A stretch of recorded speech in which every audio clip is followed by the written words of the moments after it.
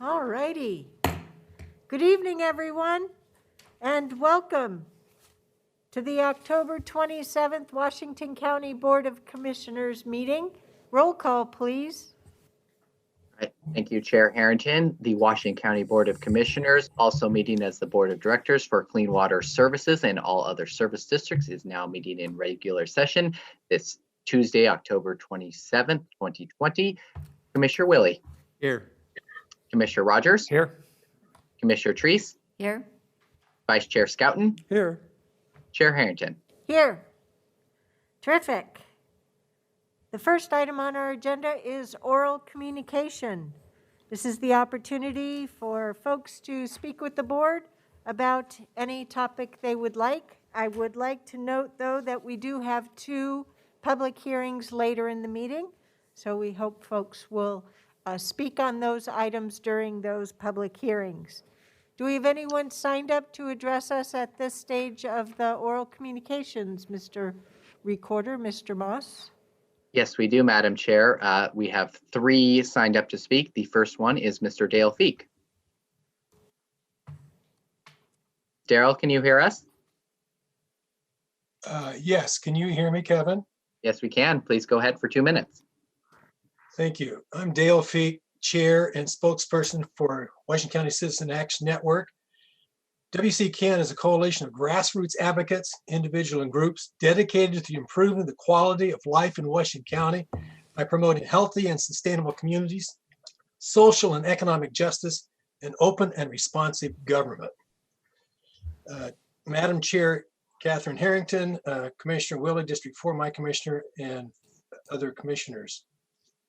As a former reading teacher who has taught many young children and older students how to read, and who I have taught my own 2 adult daughters to read at an early age, and subsequently taught their children, my grandchildren, how to read at an early age, I highly recommend to parents, grandparents, and any adult, that could be a professional teacher or a parent teacher, now because of COVID-19, the program is titled that I have used, Teach Your Child to Read in 100 Easy Reading Lessons.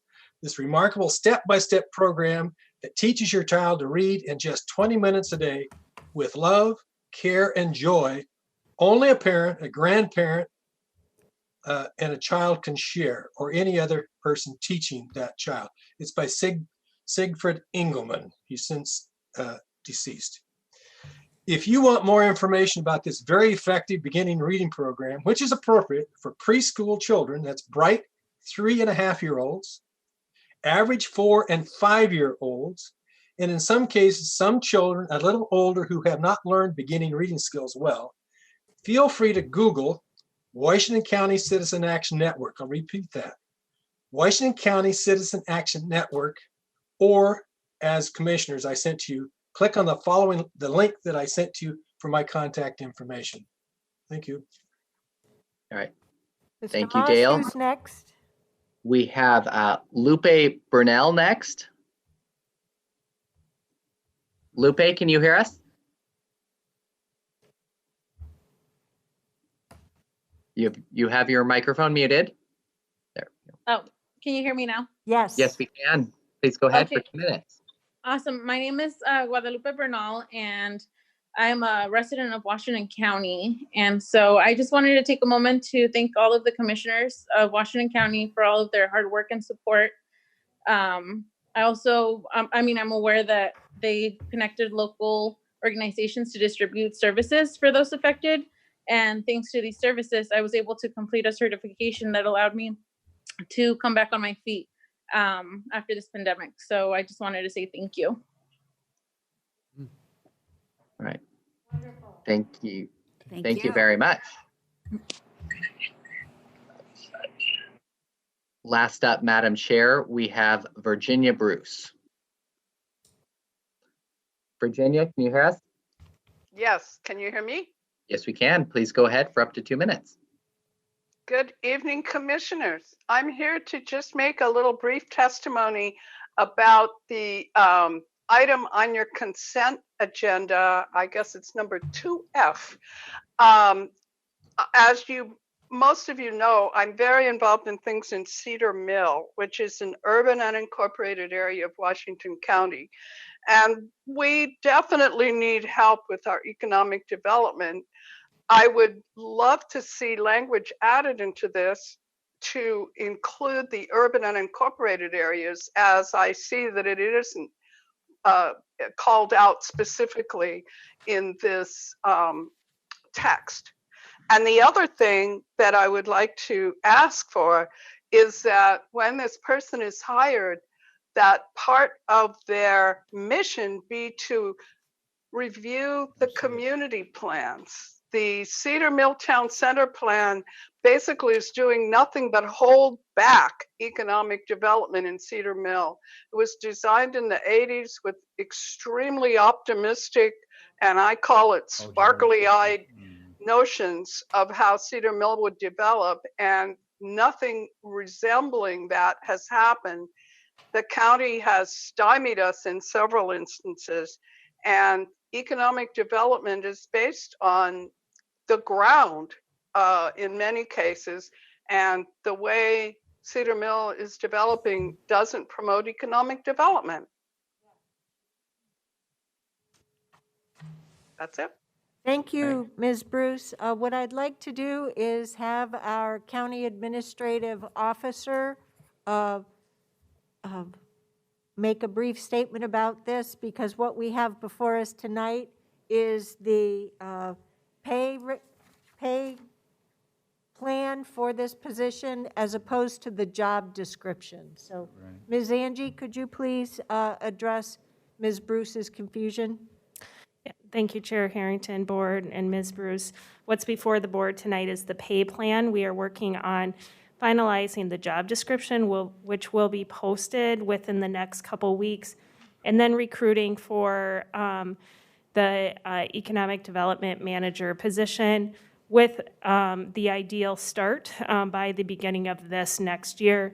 Ms. Bruce, I've taken note of your comment and will pass it on to that candidate, successful candidate, when they start. So the area that she's referring to is already incorporated into the job description for this position, is what I want to make sure that Ms. Bruce is aware of. It was part of the description that we approved last year, or was it this year, earlier this year? I can't remember, but it continues. Mm-hmm. Okay, Mr. Moss, do we have anyone else? No, we do not, Madam Chair. Okay, so we'll move on to the consent agenda, and the consent agenda is the only item that has a change or a revision compared to the first time that the agenda was published, and that would be item 2F under support services. But I would like to note, for the purposes of accommodating some of our audience members, I would like to move item 3C, Clean Water Services, up to the first part of the presentation set. Very good idea. Okay? So with that, the consent agenda, Move for approval, Madam Chair. can I just read what it Oh, I'm sorry. I thought you The were. consent agenda has 6 items, 2 items under Clean Water Services, 1 item under Land Use and Transportation, 1 under County Administrative Office, 1 under the Office of Community Development, and 1 under Support Services. We have a motion to approve tonight's consent agenda. Second. We have a second as well. All those in favor, please vote by saying aye. Aye. Any opposed? The motion carries unanimously 5-0. Thank you, colleagues. Next, we'll move on to presentations. Breathing through a mask, whew, it's effective. The first item under Clean Water Services is the Pacific Northwest Clean Water Association 2020 Woman of the Year Award. Could we please tee up that presentation, please? Or Yes, staff yep. report? Yes, absolutely. Chair, members of the board, thank you very much. I am here to introduce Laura Kamerick, who's the Vice President of the Pacific Northwest Clean Water Association, and also the Chair of the Women on Water Committee. And she is going to talk about the award that was presented to Nora Curtis who's here with us tonight. So with that, I'm going to go over and hand it to you, Laura. Hi, I'm Laura Kamerick. Hi. Can you hear me? Yes, we can. We could see you as well. Oh, great. And Nora is sitting right behind you, so we get to see both of your faces at the same time. I And, love this. and later on, I think it would be great if we could take a quick picture and we can have you on video for the picture as well. That would be pretty cool. Okay, well, let's do it. That sounds excellent. Thank you for the introduction. My name is Laura Kamerick, and I am the Vice President of PNCWA. PNCWA is a regional association forming the states of Idaho, Oregon, and Washington, and we are involved in dedicating and protecting the natural resources. So we are promoted to the development with our members of disseminating information, working on public policy, advancing science and technology, and really protecting the need and health. We have members all across these 3 states that include engineers and scientists and government officials and treatment plant operators and even equipment manufacturers and even some students. So we're really excited about the diversity that our association has and that our core focus is really on collection and treatment of wastewater and stormwater, the management and operation in the future. Our goal is clean water for all. At our annual conference this year, we were able to give some awards out, and we had our conference virtually. And one of the awards that we give since 2017 is our Women of the Year Award. The Women of the Year Award recognizes women who are members of PNCWA and who have excelled in their careers. They have forwarded water issues and have made significant achievements to the water industry. The essence of this award is to discover and reward exceptional women for their ideas, leadership, and mentorship. This is not an easy pool of resources or easy pool of candidates. Many, many members have submitted different applicants for the different awards. And this year, the award recipient was given to Nora Curtis. Nora, as you know, has over 30 years with Clean Water Services. She serves as Utility Operations and Services Managing Director, and she exhibited leadership skills beyond in her field of expertise. She served as a role model and as a mentor to many women in the industry. She advocated for positive change to help close the leadership gap and make more social, make society and our careers in water more equitable. We are pleased and proud of how she respects the community and has dedicated so many qualities and efforts to teamwork, integrity, and dedication. So with that, we'd like to say thank you for Nora for being our Women of the Year, and I wish I could have given her this award in person.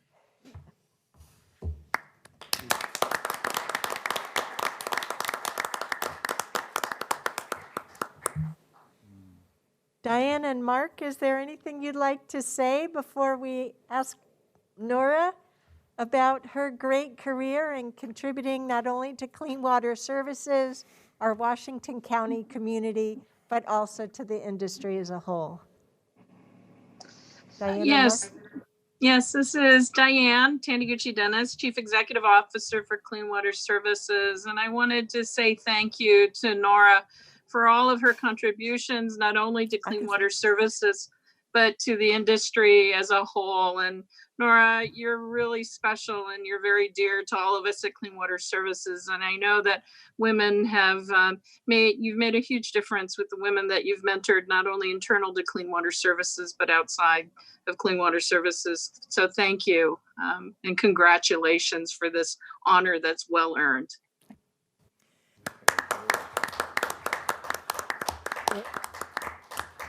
And I'd like to recognize that it was Nora's team that nominated her for this. It was Andy Braun, who's here tonight, Damon Reishi, Ryan Sandu, and Jadine Stenslin, who came to us and said, we have to do this. This is a slam dunk. And like Diane, I feel super fortunate. I've worked with Nora almost her entire career. And have learned so much from her over that time. And I also want to acknowledge that her husband, Mark, is here as well tonight. So Thank you. So I just want to say thank you very much. I'm very honored and privileged to join the other recipients and the other nominees for this award. Even though it's an individual award, we all know that awards like this are really based on a product of family and friends and colleagues and community. And I truly feel very fortunate that I have had tremendous visionary leadership over the years here, great management within the district, really talented and just dedicated colleagues, and a full support of my family and my friends. So I accept the award, and I'm very honored and privileged, and thank you very much to the association as well for the recognition. Well, and it's Laura, right? Yeah. If you could stay with us for a few minutes, and Nora, if you wouldn't mind, if we could all join you around the screen, and so we can make Laura part of the picture. Maybe, I don't know if you want to stay there and hold up the plaque or whatever. I'm not very good at the photo orchestration, but. So Chair Harrington, if I may, if you all gather in the well, I can take a picture of my screen of you guys with Laura there to get all of you in the picture. Well. Well, What's the well? he means right here. Oh, all right. Yeah. I'm showing my newness Nora? of my language. Welcome to join. You might like it, huh? You want to come up and join? All right. No, I'm gonna take the picture. I thought, are you, okay. I'm not sure what. I'm taking it up from here though, so I can see the screen, right? No, I thought. We want Laura to be in it. Tell Marty she better smile. Come over here, Dick. You're right here. Yeah, tall guys here. Marnie's in the picture too. Oh, no, she, more. oh, no, she left us. Step back. Okay. Here we go. 1. 1, 2, 3. Okay, great. Thank you. Yeah. Congratulations.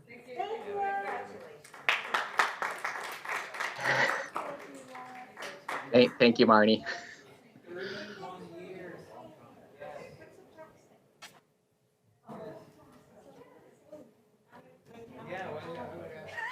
Nora,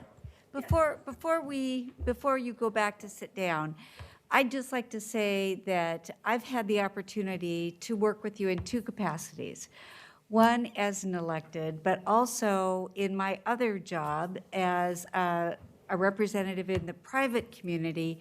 I can speak to the fact that whenever I called for information about clean water services, when I called for presentations, you were always there and always did a great job. So, you know, I speak from a little bit different perspective, what the public sees when they see you. And I just want you to know how much you are appreciated inside and outside. Thank you very much. And I had the experience of being a constituent up in the Bethany area and working with her in my Metro Council capacity. I remember working on, in addition to the urban reserves, and exploring that with you, and conditions of approval, and now here as a board member of Clean Water Services. The award recognition really hit the nail on the head, that you show everyone tremendous respect, you treat everyone fairly, and that everyone's voice matters and makes a difference. And you really have made a tremendous contribution to the industry, but also to making Clean Water Services the industry leader that it is, and all of you and your peers at Clean Water Services. Thank you for being a pioneer. Thank you for being a stellar example to other young women and girls, as well as to young men and so forth, in being a great team member. There aren't that many professional women engineers in the world, so yet. That's right. That's right. So thank you for being a pioneer. I agree. Thank you. Great job. Thank you again for that wonderful industry recognition and for joining us tonight. I really appreciate it. Yeah, that's great. Great. We'll move on to our other presentations for the evening. We only have 3 board meetings this week, or this month. Wait, no, that's November. Sorry, I'm already moved on to November. Anyway, because of the limited number of meetings, we didn't have a meeting in early October. The number of presentations stack up. So I know that the Health and Human Services update is next, and we have our Director of Health and Human Services, Marnie Kyle. Good morning, or good evening, Chair Harrington and board members. So Marnie Kyle, Director of Health and Human Services, and a lot of this is going to be the normal data updates, but I want to preface it by saying the data that I'm sharing tonight it's always a little bit behind. And so I wanted to say that beginning particularly last Friday, over the weekend and the last few days, last Friday we had a record number of new cases in one day. We had 91. And so as I present some of this data, it's only updated once a week. And so I'll try to point that out because I think it's going to paint a little bit of a rosier picture than we're going to see next Tuesday. So we can go to the next slide.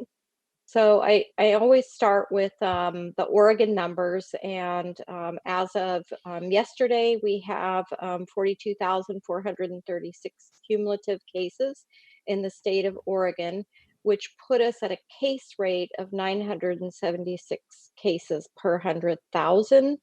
And unfortunately, cumulative death of 655 throughout Oregon. So the 7-day trend was downward trend with 10 hospitalizations last week. And this is one of those numbers that will be updated tomorrow. And so I think we'll see an upward trend at that point. We'll see tomorrow. So next slide. So it has been a while since we've had a presentation because we had a couple of meetings a couple of board meetings that weren't scheduled. So this is almost a month difference in the case numbers. So this is Washington County. The first half is cumulative. So we've had, you can see 5,587 total confirmed cases, as well as an additional 225 presumptive cases. And remember, presumptive cases are people that are symptomatic of COVID and have had direct contact. And so we treat those just like a case until they're either proven to be a case or they're cleared and have negative tests. We've had 389 people hospitalized and 76 deaths. So outbreaks in the last week, we've had more long-term care facilities. We were up to 19 outbreaks, an additional 5 other congregate settings, 23 work settings, and 9 school daycare camp type settings. We can go to the next slide. So this is the slide that in particular, I think that you're seeing a lot more green than we'll see tomorrow. So this is the Tri-County Public Health Phase 2 readiness indicators. And for Washington County, as of last Wednesday, we were meeting 4 of the 6 indicators. I'm concerned that we're going to be meeting fewer of those because, as I said, we had pretty big increases in the daily number of cases since Friday in particular, and the same thing regionally, and both for Clackamas and Multnomah County. So I'm going to kind of skip over this pretty quickly because I think that tomorrow's data will be really telling. So we can go to the next. So this is the school metrics, and if you remember the goal, so that we can have in-person school is to have fewer than 10 cases per 100,000. And you can see that we continue across the region to be well above that number. And our test positivity rate continues to be above 5%. So that continues to be pretty steady and not really getting close to meeting those metrics. The next slide. So Multnomah County, as you all, I think, are aware, both from media and from emails that we've shared, is back on the watch list. And as a result of that, Multnomah County sent a letter to the state making these requests, and these are supported regionally. So our public health administrator, Tricia Mortel, as well as our health officer, support these requests of the state. So because you'll remember that basically when you're put on the watch list, you're on the watch list for 3 weeks and for at least 3 weeks, unless the number until, and then they'll look at if they've had a steady decline in the case rate. But what they do when you're on the watch list is pretty vague. It says that you get more resources. And so our region, Multnomah County in particular, is asking them to streamline the COVID-19 outbreak reporting requirements, to look broadly at the effectiveness of case notification and contact tracing, and really is it really slowing the spread of disease, and are there more effective, efficient ways that we can do that? And they're having conversations about what we think those ways might be. And then also to use statewide data to inform how businesses and schools can open safely. Those are ongoing conversations. Can I ask you, Marnie, can I ask you a question Sure. real quick? Sure. 2 things. One is a statement and then a question. The statement is that this board unanimously, and I saw this listed inaccurately, it said that this board somehow wants to be coupled with the other 2 counties. We asked to be considered alone, and that was a unanimous decision on the board. So you might want to talk about that for 2 seconds. And the question is people say, well, if they're on the watch list, are we on the watch list? Or how soon will we be on the watch list? So would you mind talking about those just really briefly? Sure. So the slide that's up there now is Washington County watch list data, and you can see that we're nowhere near being on the watch list. So just because we're coupled with Multnomah and Clackamas County, that is in regards to moving into phase 2.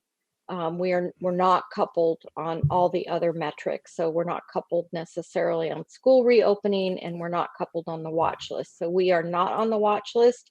And you can see that our cases per 100,000 have been in the mid-20s to low 30s. Again, this might pop up a little next week, but we don't anticipate getting to that level of the 50 per 100,000. We'll keep a close eye on it, but we are not on the watch list now. And yes, I think it's been very clear that both Washington and Clackamas County don't want to be tied to Multnomah County. That's been made clear to OHA as well as the governor's office. The 3 boards have sent letters stating that, and we continue to be tied to them. Does that answer your questions, Commissioner? I can't see you all as well. Thank you very much. Okay, great. So then I'm going to move quickly to our some of the strategic programs that we have going on. So we've been sharing information about our homeless COVID prevention update. And you can see that we continue to serve. Total number of people served in our different programs is 292. What I really appreciate is that, in particular, the Family Promise shelters and our hotel voucher program is really resulting people exiting the program into housing services. So that's a really great outcome of these services.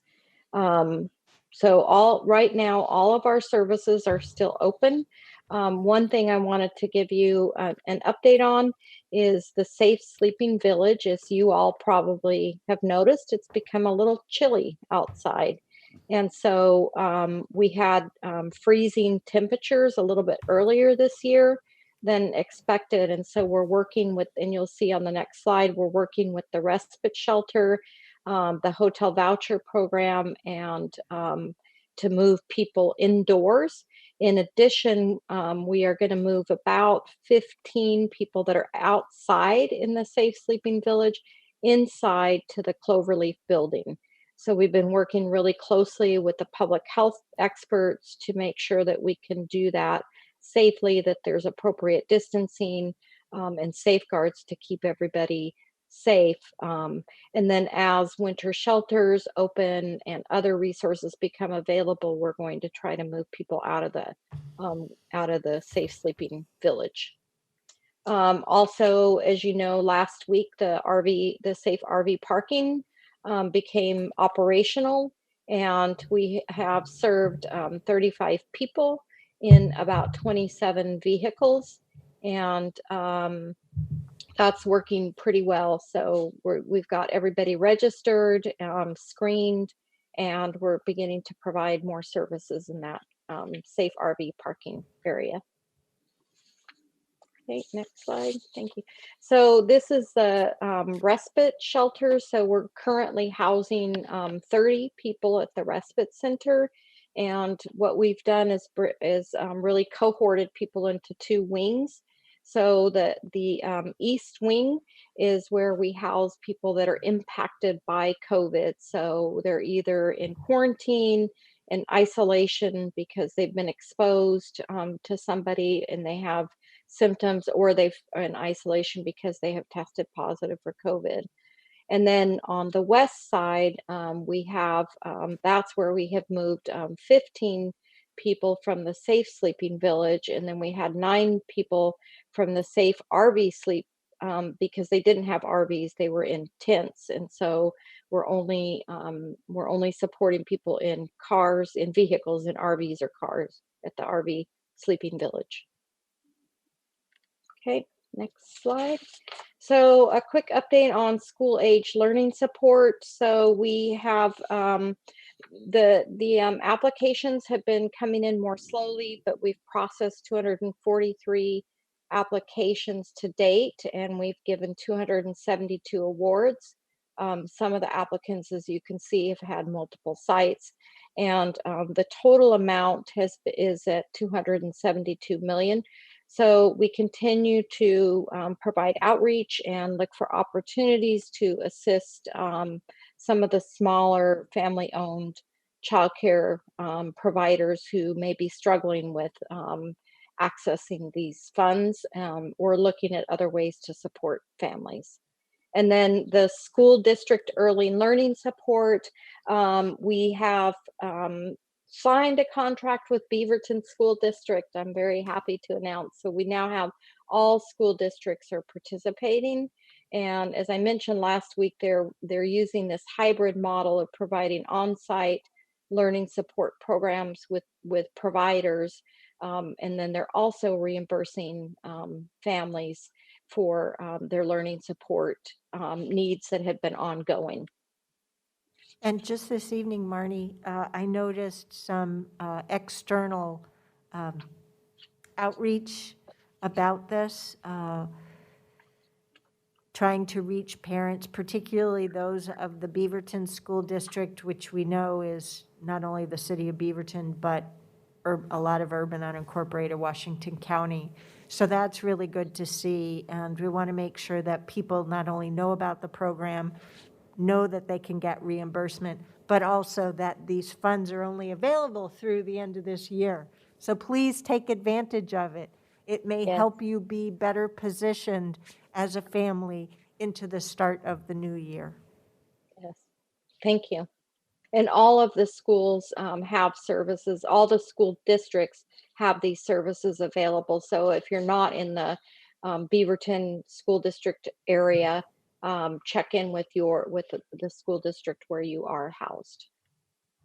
Okay, so now I want to get to some important conversation, and what I'm hoping here is that I can provide you an update about some reopening discussions that have been happening with our public health administrator, the health officer, so the public health leadership within the region, as well as the three county chairs.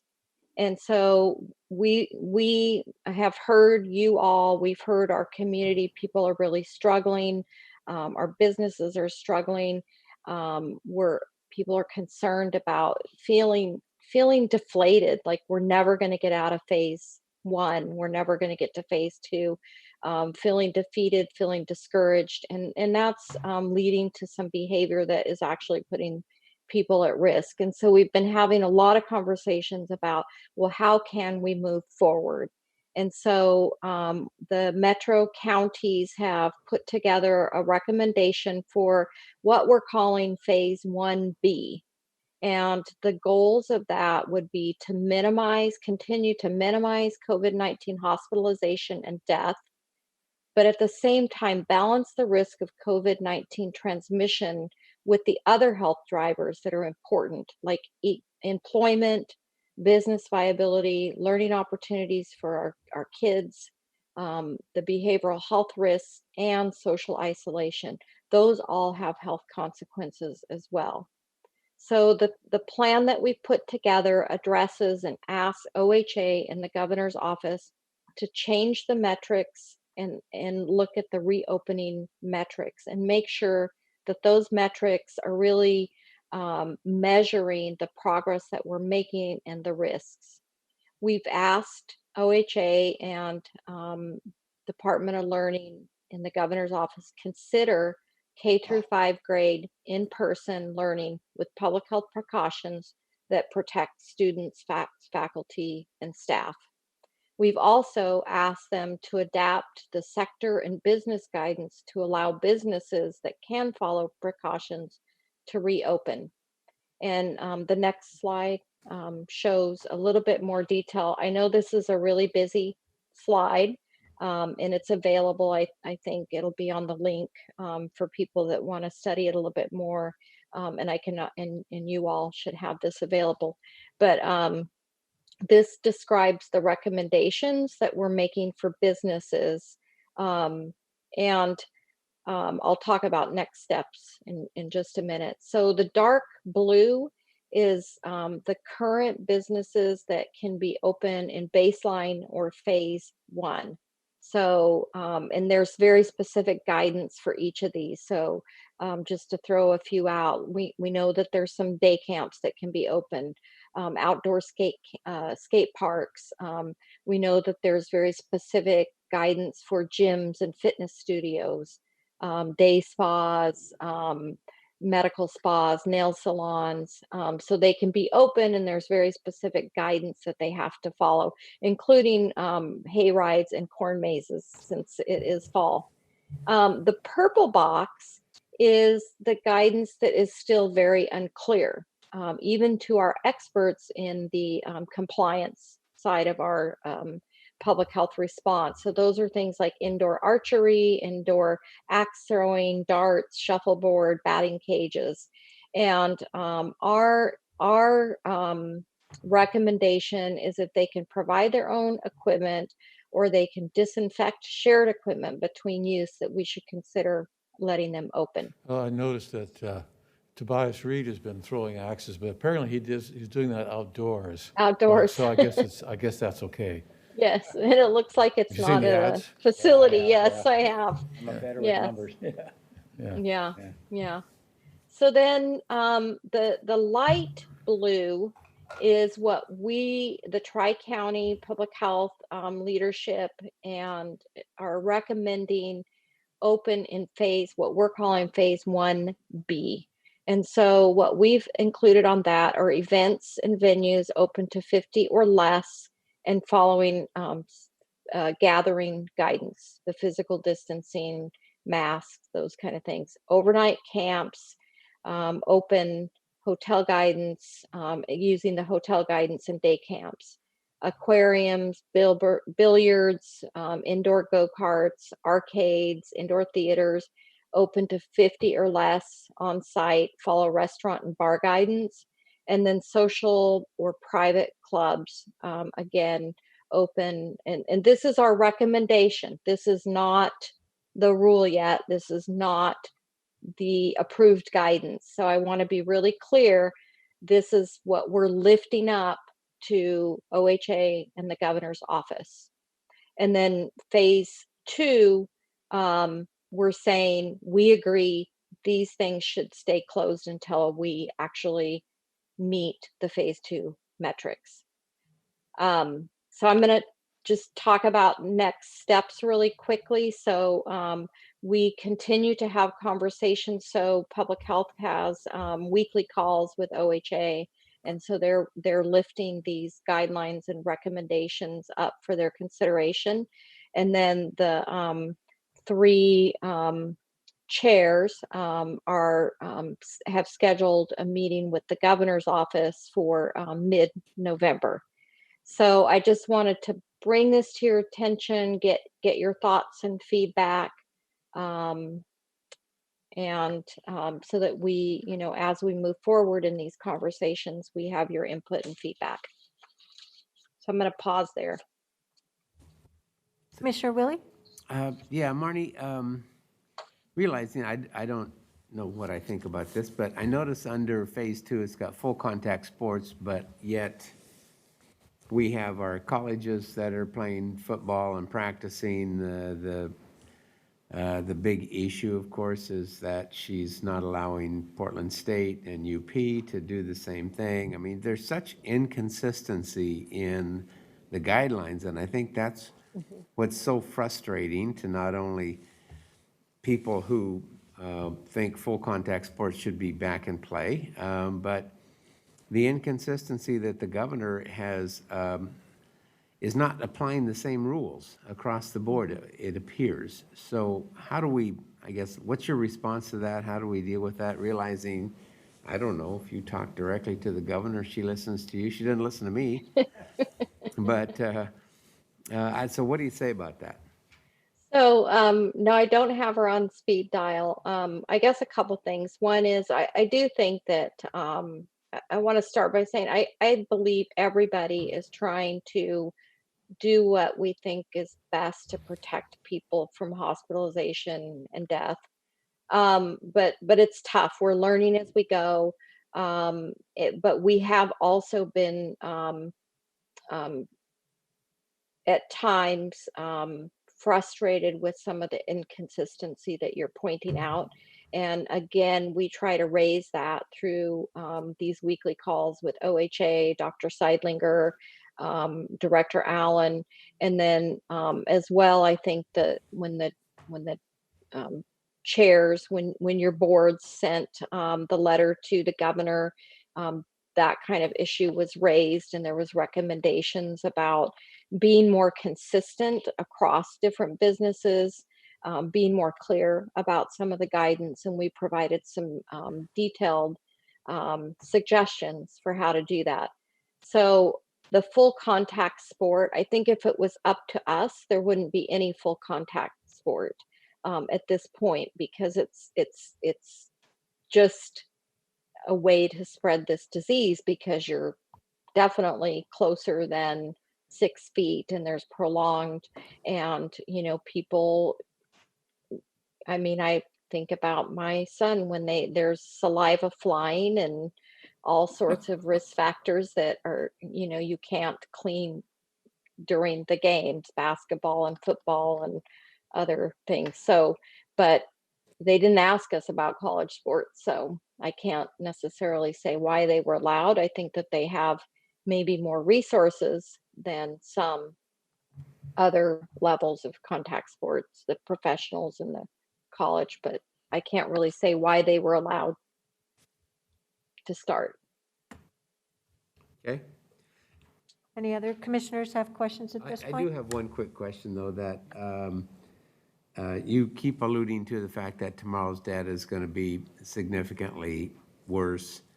So if you would, if you could just update your information and maybe give us some basic information about the data the updated data, so we can see actually how bad it is. And then Yeah. we keep talking about, Well, that would be the information that we get every day from OHA with the number of deaths and number of hospitalization.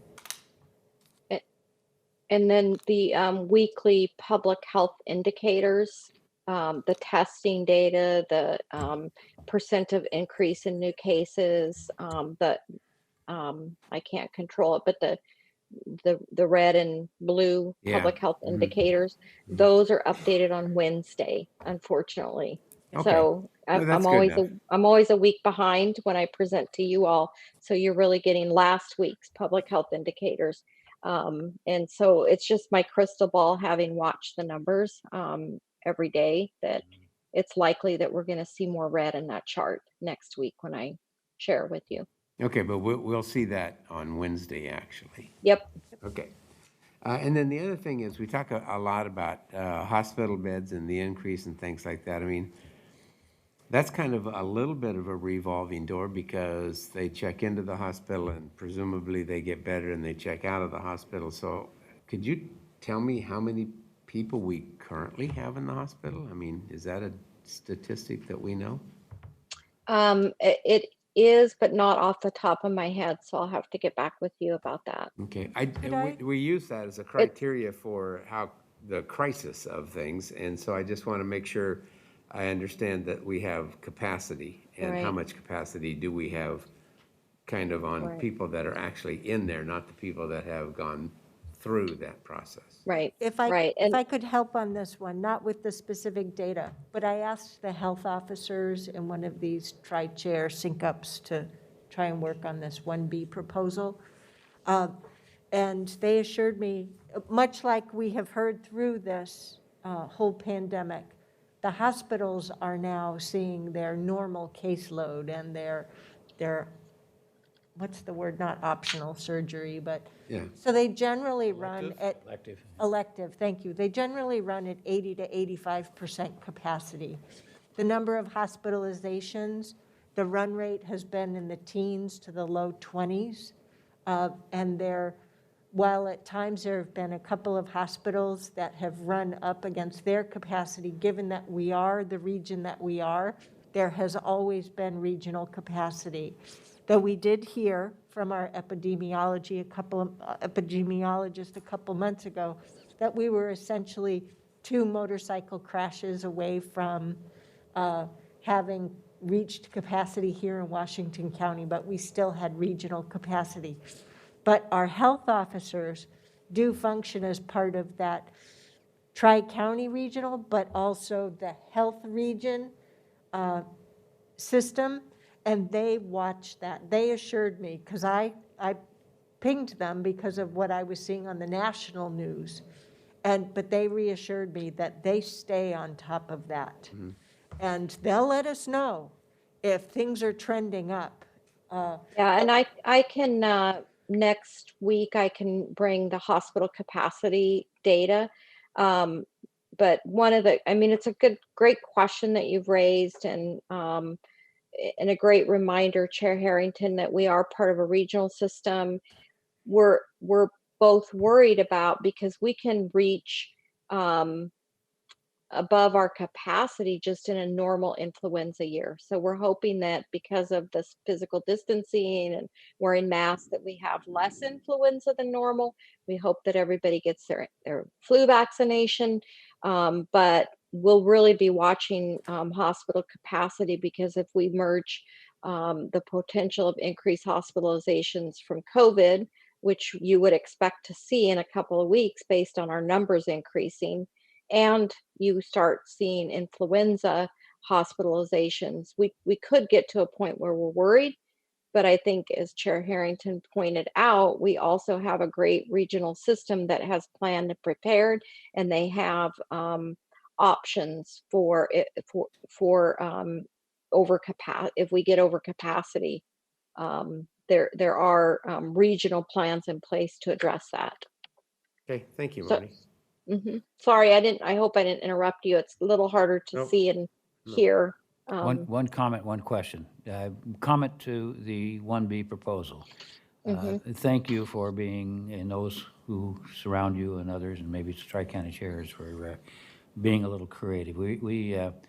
There's a lot of consequences other than getting just the disease. I mean, we've had increases in alcoholism, increases in drug use, domestic violence, people who have depression, and so there's a whole lot of things. So my comment is thank you for getting creative. My question is that other than the senior services and the contact sports, which were on the board, either I can't read in front of me, it's too small, but behind me, why don't we be a little more creative, and instead of trying to name every conceivable business, because there's thousands and thousands of them, why can't we have some standardized procedures that if you're an amusement or whatever else is up there that you have, that if they meet it? I fail to understand, if you can have a restaurant with 50 people, why couldn't you have an amusement if you have all of the proper distancing and all of the shields and everything else? So instead of us getting to be micromanagers of types of businesses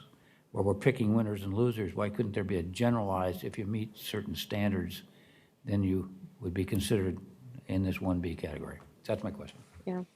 No, I think that's a great point that you raise, and I'll share that with the team as part of the feedback to consider. Yeah. Well, it's a balancing. I mean, I'm glad to see that you're able to work collectively with everyone involved here, scientifically and using medical science, et cetera, to be able to work with more businesses and allow them to open safely. On the capacity piece, I've been reading that Idaho is really red hot right now as far as COVID is concerned, and there's talk about sending any number of hospitals there that are at capacity, sending them to Seattle and Portland. So when you say this is a regional system, you might do mean the Pacific Northwest region as opposed to just the Portland metro region. Yeah. Along that same line, I was listening to OPB, and they were saying that Governor Inslee has made some pretty strong comments to the governor of Idaho about protection measures if, in fact, the Oregon and Washington are to take their patients and over when they're overloaded. So it's an interesting dynamic to watch. Well, and I think the two of our other counties that are on the watch list, at least the last time I looked, were border counties with Idaho. So it's spilling over into Oregon already. Not surprising. I have one question. Would you remind me, the recommendations that you said are going to OHA and the governor's office from the Tri-County area, are they going next week? Is that what you said? So we've been having ongoing conversations since the Tri-County meeting to get to these recommendations. So public health administrators and the health officers meet every week, and they've been raising these things up, some of them for a long time. But the Tri-County chairs are scheduling a meeting in mid-November with the governor to raise the issue also at the governor's office. So we're working at the OHA level, the staff, and then the chairs will be meeting with the governor's office. Okay. And I'll speak to that at the end of the presentation, Marnie. Thank you.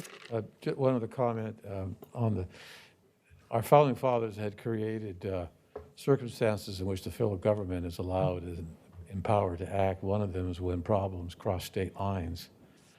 So you would think typically in something like this, these problems cross state lines, we would have a national governmental response as well. And it kind of points to the wisdom of our founding fathers in seeing that when whatever problem may be crosses state lines, that it then falls within the realm conceivably of the federal national government. Period. That's the end of my sentence. Anything else, Marty? We can just, the next slides, I keep trying to give this message of hope. I know people are discouraged, but these actions really can protect us and move us more quickly towards full phase 2 reopening. Last week, I neglected to add get your flu shot, but that's really important. It protects you from influenza and it helps differentiate and keep us all safe. The face coverings, physically distancing, washing our hands frequently. And as difficult as this is becoming as we move into the fall season, to limit in-person social gatherings, especially with people that are outside of your household. And that's it, unless there's any other. Last slide is any questions or comments. And I'll be including our COVID website, which actually it'll have the data, Commissioner Willie, that you're also looking forward to seeing tomorrow for everybody to go and see. Okay, thank you, Marnie. Thank you. Commissioners, do you have any last questions or comments? Thank you. Okay, well, I'll contribute a couple. It's been interesting to continue to learn about this virus and its impact on the human body, particularly the impact to people's hearts. Irrespective of your age, it seems that, according to the studies, the way that the body battles this virus really is taxing to the body and does damage to a person's heart. So no one of any age should want to catch this virus. In the presentation that you provided a week or so ago, Marnie, I appreciated how you and the epidemiologist enumerated information about the occurrence of the virus in younger adults, as well as the age brackets regarding deaths. I think the newest information about the damage that this virus inflicts to one's body shows us that irrespective of your age, please take these precautions, because getting this virus can change your life. And as our younger people have decades of life ahead of them, no one wishes them to have heart damage that could be long-lasting. I'm, as my Tri-County chairs have heard, I'm pretty discouraged about support from the state with regard to this virus. Yes, we are better off as a state compared to others because of the precautions that our governor has put in place. But as our public health officers, our experts have been speaking about and showing us, as we saw in this proposal tonight, they believe that there are metrics, there is flexibility that pertains to our own metropolitan region. Unfortunately, in our last comprehensive letter, the state shut the door on our face. Despite their saying positive and encouraging meetings, encouraging moments in meetings, in these weekly meetings. So I'll hold out hope as our team perseveres over these next weeks.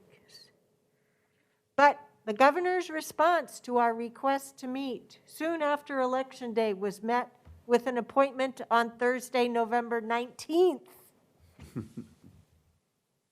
That is over 3 weeks away. Yeah. So I don't remain. Hopefully the elections will be done by then. Election results will be certified on November 23rd. But no, I'm not keeping track or anything like that, right?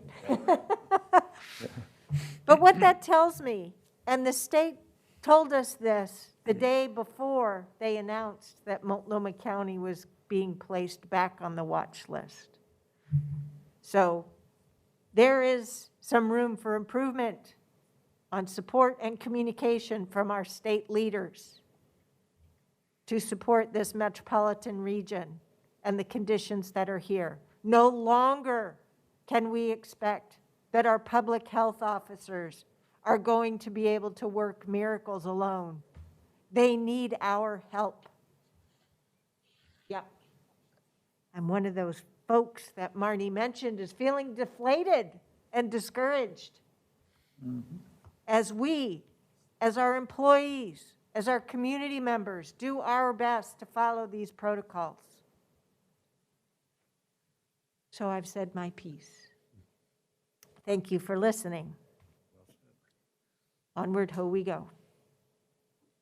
Any last questions or comments? Thank you, Marnie. Appreciate your joining us this evening. Thank you, everybody. Have a good evening. All right.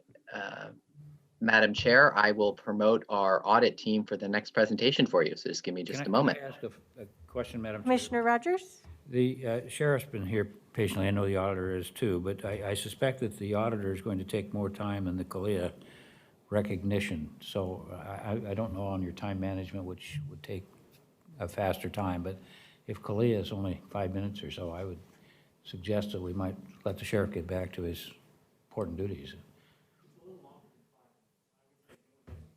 Okay, the sheriff is Okay, thank you. encouraging us to proceed with the auditor presentation.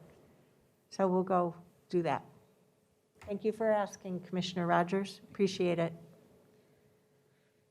Looking ahead in the future, we do have several different presentations, and we should look at the order Timing. Yeah. to help.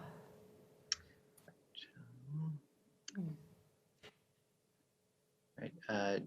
John, I believe I have everyone arranged for you, so you unmute and you should be able to go ahead.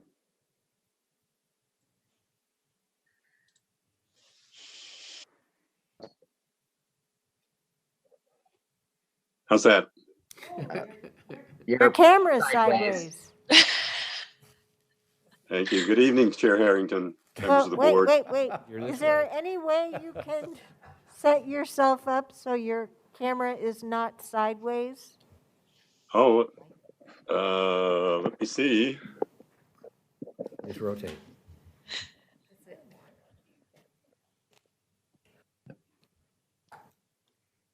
Or you could go sideways and then it'll straighten out.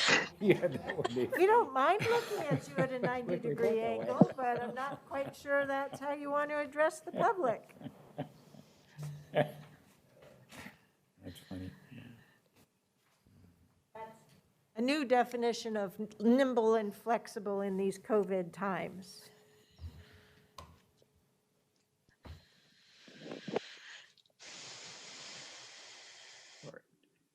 Never seen that before. I haven't either. What's the camera rotation? You can flip them.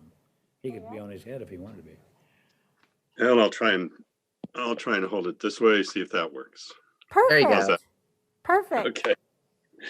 All right. So my name is John Hutzler, and I'm your elected Washington County Auditor. I appreciate the chance to speak with you tonight remotely because I woke up this morning with what, after the last presentation, I sincerely hope is just a cold and a sore throat. Presenting from home allows me to treat it with tea and honey while I speak and go straight to bed afterwards.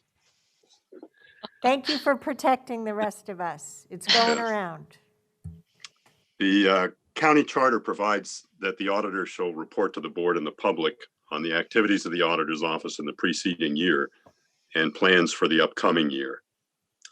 In normal times, I would have solicited audit ideas from county leaders and presented my audit plan in August, after your board had approved a budget for the auditor's office and I knew what resources were available for activity in the coming year. But as we all know, these are not normal times. The search for our new county administrator was delayed by the pandemic, and my first opportunity to meet her and discuss ideas for this year's audit plan was earlier this month. I'm happy to have this opportunity to report on the activities of my office. Before getting into the details of our work, I'd like to say that my most significant accomplishment of fiscal year 2019-20 was recruiting and hiring an outstanding staff. In the weeks leading up to your approval of the 2019-20 county budget, I worked closely with the county administrator's office and human resources to reclassify positions in my office, to establish a clear career path for staff, refine the qualifications and responsibilities for each position, and establish salary ranges that would allow Washington County to attract the best audit talent. You supported the addition of a fourth position in the auditor's office in fiscal year 2019-20. So I entered the year with 3 newly classified positions to fill at a time before the pandemic when employment was at an all-time low. It took more than 6 months of work with human resources to post each position, receive and review applications, interview all qualified applicants, re-interview finalists, make offers, negotiate terms, and onboard new staff. But Washington County now has the finest group of auditors I've worked with in my 25-year career. Again, in normal times, after hiring new staff, I would have made the rounds to introduce them to key county leaders, such as yourselves, because those relationships are key to the success of our work. However, shortly after the hiring process ended in January, COVID began to hit. Since several of us are in high-risk categories, we began working remotely in February, even before the county shut down other offices, and have continued in that mode. As a result, most of you have not had the opportunity to get to know your auditors. So I'd like to take this opportunity to let them introduce themselves, share a bit of their personal and professional background, and as a part of my annual report, to describe what they each have done since joining the auditor's office and their roles in this year's audit plan. After that, I'll return to highlight specific elements of our work and our plan. Next slide, please. And first, I'd like to introduce my colleague, Christine Adams-Wanberg. Good evening, Madam Chair and Commissioners. Can you hear me? Yes. Awesome. Thanks very much. For the record, my name is Christine Adams-Wanberg, and I'm a Principal Management Auditor in the County Auditor's Office. I have over 20 years of experience in auditing, program evaluation, strategic planning, and financial analysis for both state and local government. And I joined the Washington County Auditor's Office in September of 2019, after working several years at the City of Portland. At the Audit Services Division there, I led a range of audits, from financial condition reports to police reviews to homelessness. I won 3 Knighton Awards from the Association of Local Government Auditors for outstanding audits. I led several service efforts and accomplishments projects that won awards from the Association of Government Accountants. But I have to tell you that my favorite audit that I had in Portland was involving the Portland Police Bureau's Drug Dogs training program. And that was my favorite audit because it was, one, an actual audit where we were requested to come in by the Bureau, which is not a common situation. And 2, I actually got to tell my kids that I got to go watch the drug dogs work for the day, which was amazing. They do great work. Since joining the County Auditor's Office, I have led the team for the first Metro Affordable Housing Bond audit, which I presented to your board in July. This audit found that the county's invitation to apply for bond funding was generally well designed, but should have clearly stated that the county's expectation that developers include culturally specific organizations in the design and operation of their affordable housing projects be included more. We made 2 recommendations in this audit to improve the likelihood that Metro would approve funding for the Washington County projects. I am leading a second Metro bond audit, and this one that I'm working on right now is looking at early program management, and I'm leading this one with Sherry as a team member. I'm slated to lead an audit of the county's ethical culture next year, and I've also updated our office's policies and procedures for revised auditing standards and technology, and I'm also working on improving our current policy for protection of sensitive information. I earned a bachelor's degree, a Bachelor of Arts degree in political science from the College of Idaho, and a master's degree of public administration from Portland State University. I'm a certified internal auditor, a certified government auditing professional, and a member of the Institute of Internal Auditors. I have served in a number of different leadership roles in the Association of Local Government Auditors. ALGA is a professional organization. It empowers local government auditors in the auditing community in the US and Canada, and it does it through excellence in advocacy and education, communication, and collaboration, really to protect and enhance the public good. That is the main goal. I was very, very honored to serve as the organization's 2018-19 president. And during my presidency, I led development and adoption of the organization's new strategic plan, as well as establishing ALGA's very first Diversity, Equity, and Inclusion Committee. On a personal note, my husband and I have been enthusiastic Washington County residents for over 20 years. We have 3 school-aged children, and we love our community. And it is really this love that led me to want to work for the county and really help it succeed in providing excellent services to its residents. Thank you, and I would now like to introduce my colleague, Fiona Howell-Earl. Hi, Fiona, can you hear us? Are you off mute? Got it. Can you hear me? Yes, we can. Please go ahead, Fiona. All right. Good evening, Chair Harrington and County Commissioners. For the record, my name is Fiona Howell-Earl. I am a Senior Management Auditor in the Office of the County Auditor. As you might discern from my accent, I am not a native of Washington County.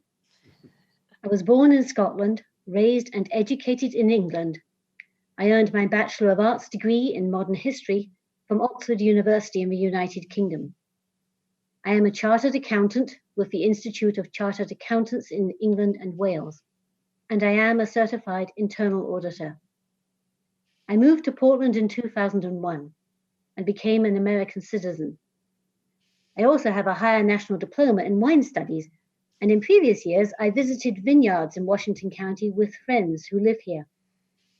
I moved to Tigard last month, and my younger child is a freshman at Tigard High School, learning remotely. My main interest these days is unpacking. With my accountancy background, I worked as a management accountant for the BBC World Service News Division for nearly 6 years. I returned to auditing for my first permanent job after moving to the United States. I was an internal auditor with Pacific Corp, the electric utility company, where my work included auditing a large construction project and a surface mine reclamation project. Then I joined the City Auditor's Office at the City of Portland for 12 years. I managed the city's contract for the annual financial audit and conducted performance audits on various city operations, including the downtown smart meters, the parking meters, sewer maintenance, and identifying key risks for City Council. I found that local government auditing is very satisfying because it ensures transparency for the public and it helps to improve the services provided to the public. Since joining the Washington County Auditor's Office in December, I have been leading an audit of succession planning at Washington County. Succession planning is the process by which an employer prepares for employees leaving their positions, especially critical positions, which is more important now that the baby boomers are retiring. This audit includes looking at what the county is doing to retain and transfer the departing personnel's institutional knowledge to the remaining employees. I look forward to presenting the results of that review to your board before the end of the fiscal year. In 2021, I will lead the auditor's assessment of the effectiveness of the Civic Leaders Program and other efforts to increase diversity of membership on county boards and commissions. I will also continue to support my colleagues working on the audits of the county's implementation of a Metro Affordable Housing Bond Program. I'm really enjoying my work with the county's dedicated team of experienced government auditors, and I'm looking forward to starting work on the new audit plan. Now I'll hand over to my colleague, Sherry Kirk. Good evening, Chair Harrington and County Commissioners. For the record, my Sherry, we can hardly hear you. let me see if I can get the volume to increase.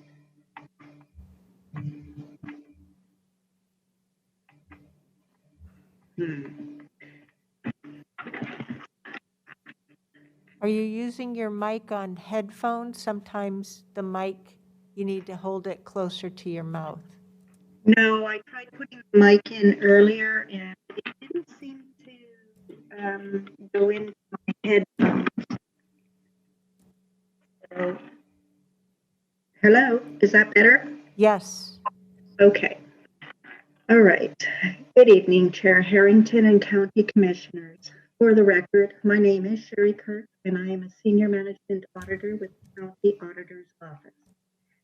My educational background consists of a Bachelor of Human Justice from Canada and a Bachelor of Science in Accounting from Oregon. I am a member of ISACA, where I have attained certification as a Certified Information Systems Auditor. I am a member of the Institute of Internal Auditors, where for the last 3 years, I have served as treasurer for the Salem chapter. I am also a member of ALGA. Hi, Sherry. Yes? Sherry, I'm sorry, but we're really missing out on your great information. Is that better? Yes, it is. So I Okay, don't know I'm gonna what's changing. I'm just going to hold it right to my mouth. Okay, thank you.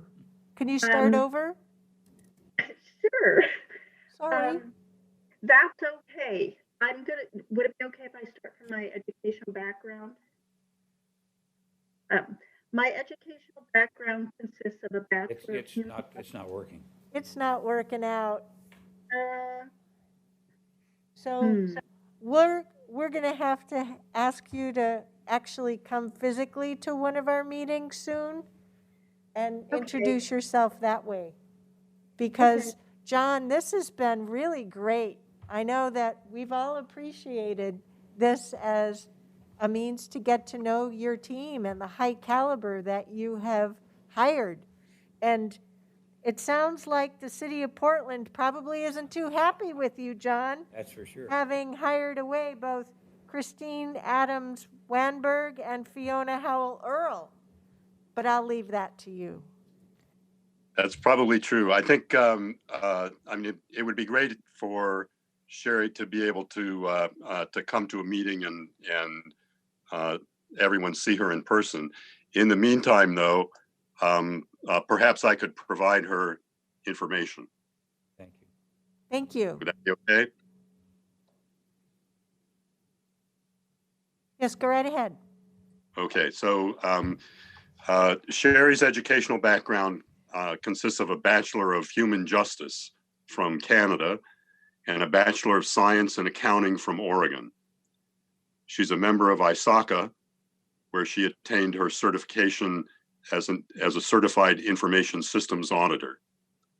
She's also a member of the Institute of Internal Auditors, and for the last 3 years has served as treasurer of the Salem chapter. Sherry started with Washington County in January, after almost 7 years with the Oregon Secretary of State Audits Division. She began there as a financial auditor, supporting the state's CAFR and the single audit. Along the way, she was exposed to her first information systems audit, and within a matter of a few weeks, made a permanent move over to that small group of auditors. Her favorite audit while at the Secretary of State, her favorite audits included cybersecurity controls, integrated eligibility, and the Oregon Department of Revenue Gen Tax applications controls. During fiscal year 1920, Sherry worked on the first Metro audit, which we shared with you in July. She also helped out on the succession planning audit and several administrative projects for our office. This fiscal year, she recently kicked off the first cybersecurity audit for Washington County. At the same time, she's working with Christine on the second Metro bond audit. She'll also lead an audit of Active Directory. Active Directory helps control access to the county network. Think of it in terms of login when you first start your work computer. You type in your username and password, and based on your assigned group and role, Active Directory gives you access to our network. For security reasons, your access should never be more than your work requires. This audit will confirm that Active Directory controls are properly designed and functioning effectively. Washington County has been Sherry's home since she moved to Oregon in 2002, Sherry, I think. Gone are the cold winters of minus 40 degrees, but as you guessed it, hello rain. She'll take that because she rarely has to wear her winter boots and parka. She lives in Washington County in the middle of wine country, has 2 acres of land that keep her busy outside of work. And these days she's been spending her isolation time building and having fun with her puppy, Canuck, a 5-month-old black lab. Sherry has 3 adult daughters. Brierly just graduated from Portland State. Jaylene is a nurse at OHSU and married to Matt, a Washington County deputy. And Lucia, who is back home in Canada and works as a ground rigger. Sherry can probably explain what that is. Lucia has a common law spouse, Rob, who's an engineer for the province, and together they have her 2 granddaughters, her 2 grandchildren, Amara and Bodie. And I do hope you'll have the opportunity to meet her directly. Thank you, Thank John. you. You're a great stand-in. Thanks. And thank you, Christine, Fiona, and Sherry. Could we have the next slide, please? With these 3 and myself, Washington County now has an audit staff of 4. While still undersized for a county of 600,000 residents with a budget of $1.5 billion and over 2,200 employees, this office is exceptionally qualified. These 4 individuals have earned 8 college degrees, 7 professional auditing certificates, over 2,500 hours of continuing education in their profession, and 10 national awards for audit excellence and service to the auditing profession. We have a total of nearly 70 years of auditing experience, and our commitment to Washington County and helping to make Washington County government the best it can be is evidenced by the fact that every one of us lives in this county and relies on the services that the county provides. Next slide, please. The major accomplishments of my office in fiscal year 2019-20 include an audit report on the county animal shelter that has improved the care of animals in county custody and committed county administration to planning for the replacement or redesign of an outdated shelter facility.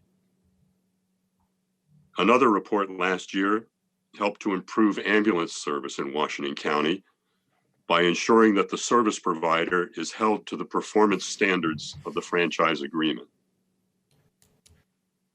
We also initiated the first in a series of audits of the county's implementation of the Metro Affordable Housing Bond Program. This is a long-term, high-dollar, very complex program being managed by a small county agency with administrative resources that are severely constrained by the terms of the bond measure. We see this as a potential risk area for the county because affordable housing bond programs in other jurisdictions have experienced cost overruns and failed to achieve housing targets.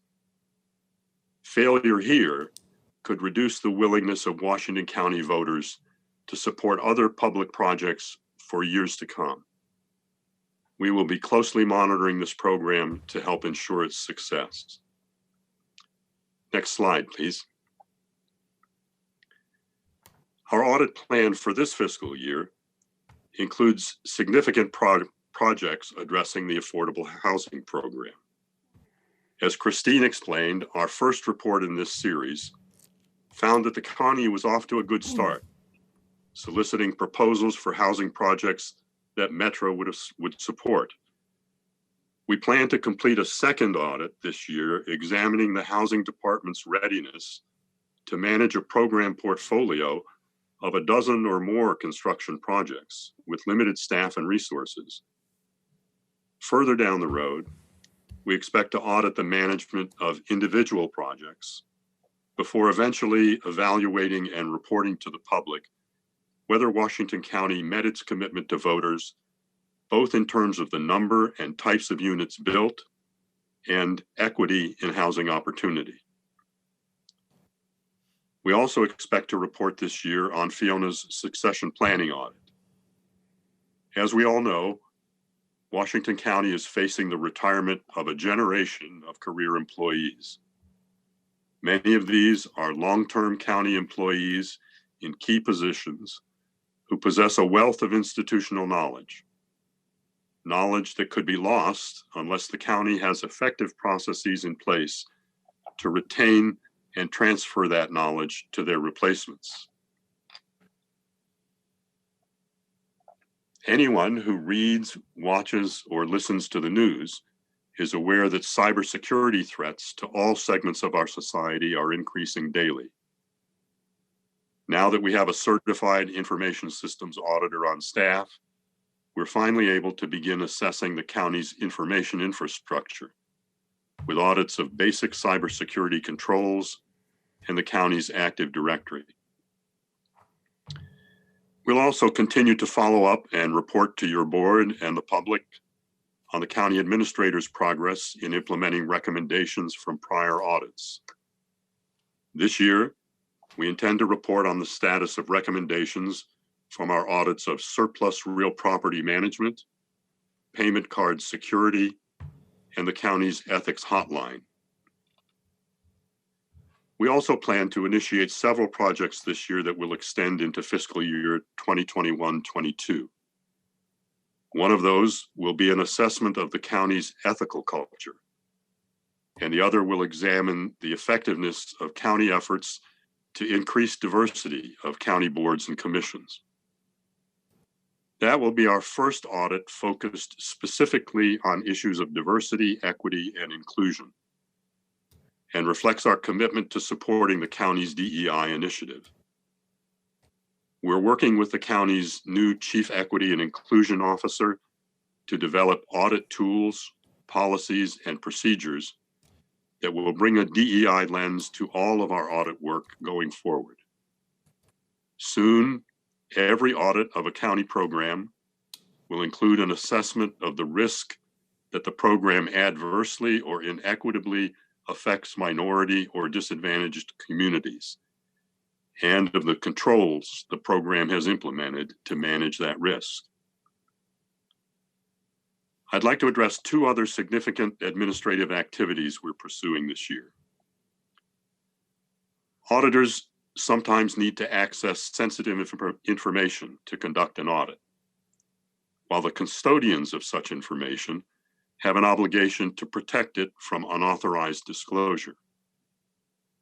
We've asked County Counsel to assist us in drafting policies and procedures for our office and an administrative procedure for adoption by the county administrator that will provide the board, the CAO, county council, and all county departments with assurance that providing sensitive information to the auditor's office in the performance of its charter functions will not compromise the security of the information. With 4 auditors, we've also reached a critical mass that will allow us to tackle more complex audits that may require a team to complete the project within a reasonable time.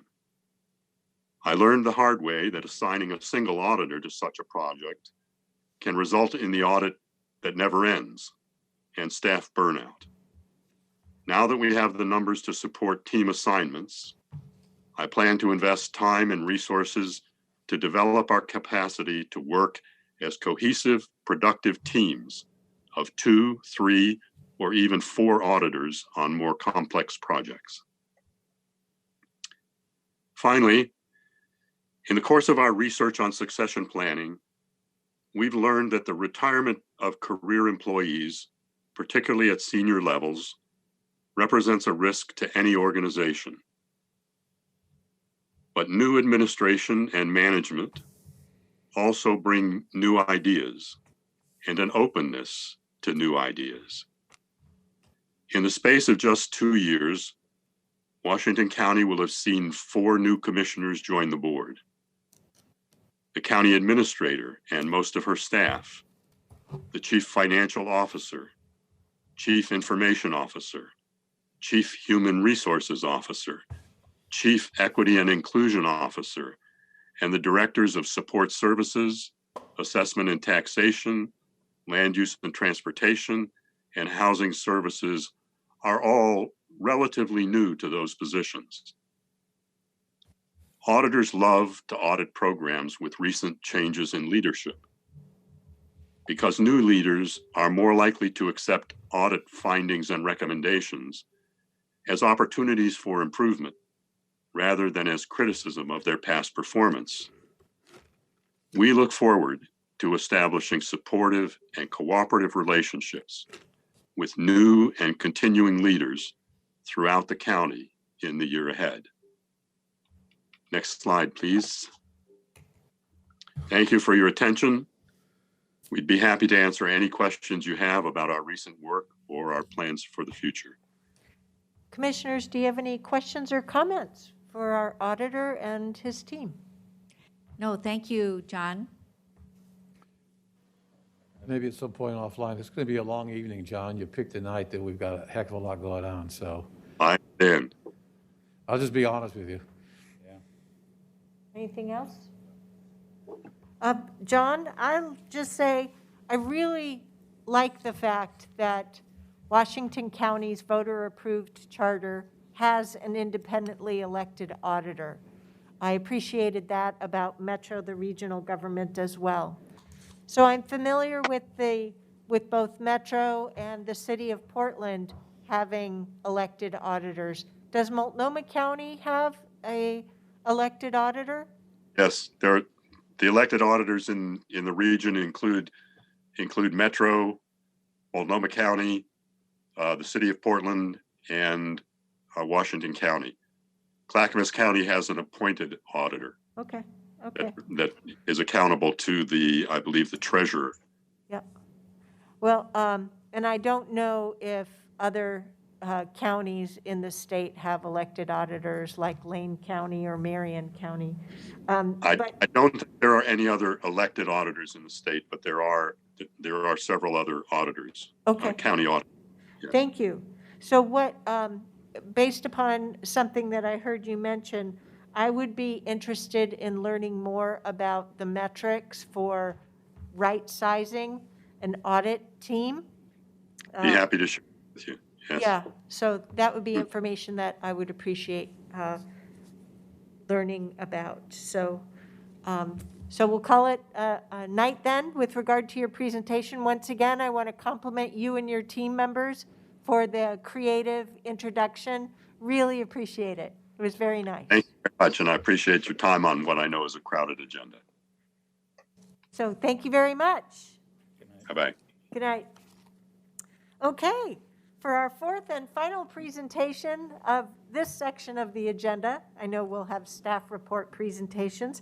I'd like to invite the sheriff up with his senior management analyst, Macy Alley.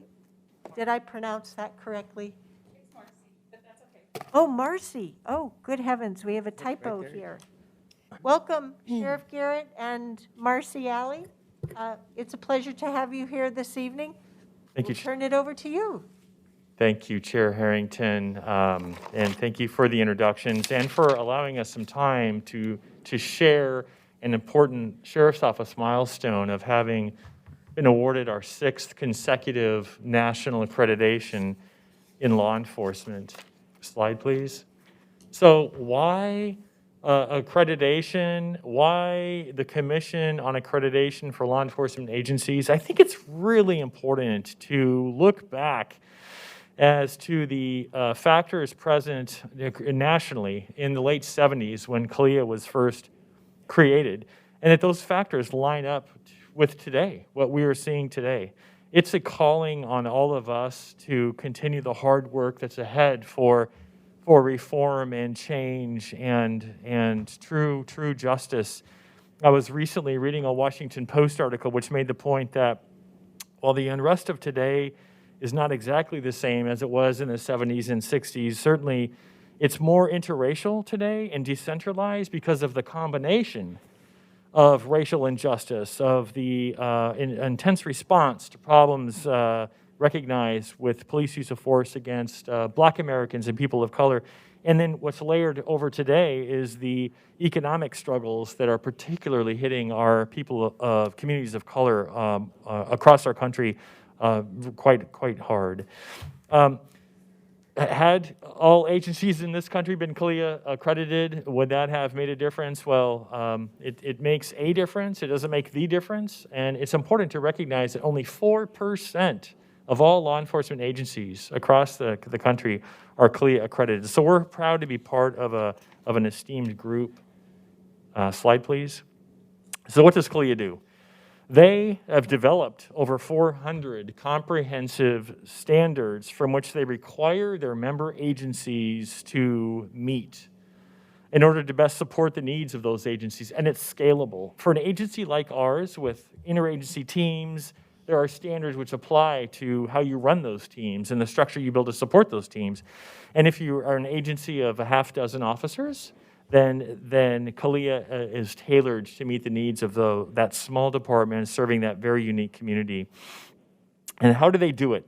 They do it by assigning assessors and inspectors.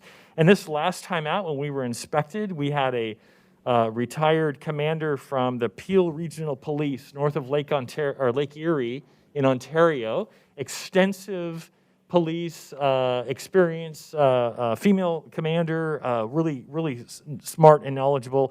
And then a commander from the Arapahoe County Sheriff's Office in Colorado with jail experience on top of law enforcement experience. So very diverse, get to learn from each other through inspections, and it really bolsters the internal audit process. We just heard from our auditor, we have internal audits of evidence, firearms, cash, equipment, and those internal audits are bolstered when you have somebody who comes in from the outside to look over your work and make sure that you're getting it done. If CALEA was not successful, it would not continue to be here today doing its good work and supporting our good work. Slide, please. So we wanted to be here today to brag a little bit and to Wait. showcase this. Push your button so the green lights. Is the light on? There you go. The green light is on. We had trouble with that mic earlier. Yeah, speak into it. Do we by any chance have a handheld mic? Yeah. We had trouble might be with okay. that I'm mic pretty loud. earlier in our executive session. Can you hear me now? Yeah, why don't you I go think ahead and it's give it a working. shot. Okay. Okay. So we wanted to be here today to showcase this accomplishment with CALEA, to just kind of show you where we've been. When we started this process in 2002, the agency had just grown immensely. We moved from the basement of the courthouse with a very old, dilapidated jail into that beautiful big building, and we staffed it and hired literally hundreds of people. And so it was like the perfect time to take on something this intensive that would help us manage all those systems that had to be built and then maintained. So it took, at that time, about 15 years for someone over in the old building to become a sergeant. I mean, it took a very long time. And so the pass-along time was very long and slow and very informal. So when I was hired to come in and try to work on accreditation, we had a whole lot of people saying, why do we need paper for everything? Well, the succession planning thing was really a little important, but very new. And so we started out and we just began looking at those 400 standards, and we started rewriting all of our policies, and we started creating procedure manuals and training people, and it was intense and it was a whirlwind. But at the end, we started getting a little more buy-in because as the turnover started getting faster, as you know, police retire at 20 years. So what you're anticipating to soon happen to the rest of the county was already starting to happen to us, and it's a constant. So all of this structure really helps us out. Today, we have evolved, I think, and we work in a culture of inspections and analysis. We adapt very fast to changes in court decisions, laws and standards, new technology, equipment, community needs, and other impacts. And we routinely open our office to full inspection by other agencies, some of whom come because they ask to join the inspection teams, such as in our jail. An inspection team can normally be 3 to 5 people, but often for our jail, it's 15 to 20 because the other jails want to bring their people in to see how it runs. And the jail is covered by CALEA on the employee level, but then inside the jail structure, it's also covered by the Oregon jail standards. It's a really perfect complement to each other. I didn't say slide. So perhaps you could do 2 slides and the sheriff could talk. Thank you. Thanks, Marcy. CALEA promotes a learning organization, which is what we are committed to being. And how does it do that? One way is just through the Northwest Police Accreditation Coalition. So that's a group of CALEA-accredited agencies in the Pacific Northwest that share model policies. When a new standard is issued by CALEA, like succession planning recently, we get together at the PAC and work on to develop a frame of reference to start to develop those protocols. And then we share them out with each other with what works. One example of how the Northwest PAC and us have interacted is that they asked for our use of force policies because they are seen as strong examples. Now, as you know, we've invited an outside national expert to come look at our use of force policies. So that's one reason why that is exciting, because we're going to be even stronger when that process is over and be able to share out with other agencies as well. CALEA provides a structure for succession planning, temporary assignments from the ranks of, in our case, temporary assignments of sergeants, lieutenants, detectives, and policies for various team structures. So when you go from one special team like crash accident reconstruction to crisis negotiations unit, that chain of command, how you access equipment and training is common across the organization. It requires reviews. So all of our teams do quarterly equipment audits. We create annual reports because of CALEA, and just one example is a pursuit annual report that we've had to do for quite a few years. And in it, it's a forcing function for us to review the reasons for pursuits being initiated, the pursuit outcomes, time of day trends, vehicle operating training, driving complaints, injuries from crashes, and the like. And in 2017, I noticed from our annual report that we had 60 pursuits in that 1 year, and that's too many. And so we worked hard and had to socialize with our staff to change some policies. And in 2019, we had 8. So that's a really terrific risk management function that CALEA helps us do to really provide that safe and service to the public that's taking into account the governmental interests when we're considering using force or doing something that's high risk like pursuits. If we stopped CALEA, I think what we're talking about would begin to unravel. I just think CALEA is that important. And it helps leaders provide a structure for equipment management, policy, training, and record keeping. Slide, please. Policing at its core is about building trusting community relationships, and CALEA helps us establish that structure to do that. And focusing on professionalism and learning so that we can be the best that we can be for our community. As you know, we're the 3rd largest law enforcement agency. We have the 2nd largest jail. We serve 260,000 unincorporated residents. We contract with four municipal partners, and that structure helps all of that work in as much harmony as we can. Maintaining CALEA accreditation is difficult. We've been tempted to not do it over the years because it's just a ton of work, but it's absolutely worth it. Our community depends on us to get as much right as we can the first time. And so we're committed to it. It's a nice legacy, CALEA is. to keep a high professional bar and to continue to meet that bar and to be challenged with new standards and learn along the way. So thank you very much for your time. We'd love to get a quick picture when we're done here, but love to entertain your questions. Great information. Commissioners, questions and comments? I have a question. Quickly, I saw something about Noble. Could you tell me a little bit about them and what their affiliation or connection or relationship is with CALEA? Yes, so Noble is the national organization of Black law enforcement executives, and they were one of the founding professional organizations that created CALEA, along with the National Sheriff's Association and the National Chiefs Association. We have members of Noble in our organization. They have a Portland chapter, very, very active. They're helping West Lynn out, I believe. And so, yeah, Noble's a great professional organization, like a number of them are. They are focused on serving Black law enforcement executives, but they have many white executive members as well. Okay. Thank you. And other communities of color.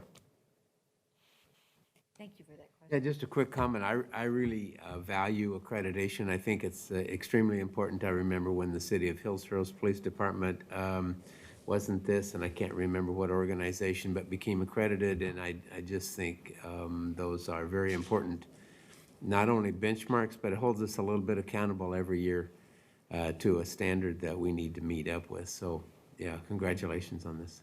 Thank you. It's been many years. I was here when we started it, and as well as Dick was. It's a great program. You've done a great job. And just for your information, you took less than 10 minutes. Oh, thanks. I tried to squeeze you in. Yeah, appreciate it. You wanted to hear John's report. That's true.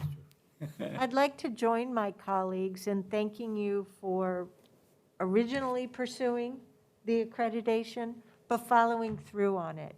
And being the learning organization that you are, I believe that it is a great return on investment. As our materials say, this is the only national law enforcement credentialing program. CALEA stands for Commission on Accreditation for Law Enforcement Agencies. And your participation involves an annual continuation fee of a mere $5,780, which if you look at the level of service and the level of personnel, staff, in our law enforcement division and the jail department, and all of the records and equipment tracking and investigation and everything that goes into it, I think it is a marvelous return on investment. So thank you for being the learning organization. Thank you for being the leader. And thank you for sharing this tonight. And yes, let's get a picture. Thank you, Chair. And I have to just acknowledge Senior Management Analyst Marcy Alley to my right. She helps us provide the structure that we need to make it happen. And then keeping a low profile, Brandy Solberg behind me is also a key part of that team. So thanks very much. Mm-hmm. Thank you. Thank you. Yes, let's get the photo. Now that we know what the well. Out of that chair as fast as I don't think so. We can, yeah. Marcy, do you want to go with one hand? Oh, look at that.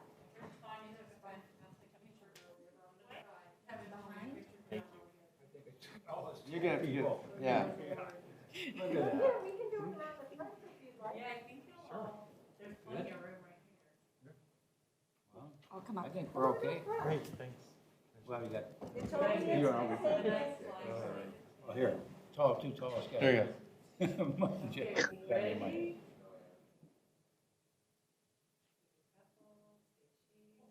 Jeez. Oh, I'm smiling at you. Smiles a mess. Can't you tell? Yeah. So where will that hang? Yes. Well, I let one back. Oh, that's great. Great. Thanks for being here. Thank you for what you do as well. How long have you been at the sheriff's office?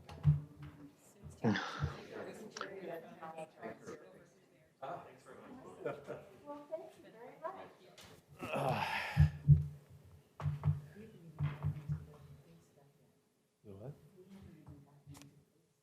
Oh, I know. Yeah. That's Long night. Yes, thank you very much for investing in that years ago. Good return on investment. Yep. All righty, we'll move on to the next item on the agenda under boards and commissions to appoint members of the Homeless Plan Advisory Commission, also known as HPAC. Do we have a staff report? Just checking. We have information in our packet to appoint Cassie Madila to the philanthropy position, which is a midterm position ending the end of this year, and appoint Elizabeth Uno, MD, to the hospital healthcare position, which is a midterm position ending December 31st of next year, 2021, to the Homeless Plan Advisory Committee. And we did go over this in work session. We did. So moved, Madam Chair. Second. We have a motion and a second to approve as such. All those in favor, please vote by saying aye. Aye. Any opposed? The motion carries unanimously 5-0. Thank you, colleagues. Next, we'll move on to public hearings. Our first one of the evening comes from the County Administrative Office to approve a resolution and order to adopt Washington County supplemental budget for fiscal year 2020-2021. Those items which are over 10%, and I'm happy to turn it over to our Director of Support Services and our Chief Financial Officer, Jack Leon, and our County Administrative Officer, Tanya Angie.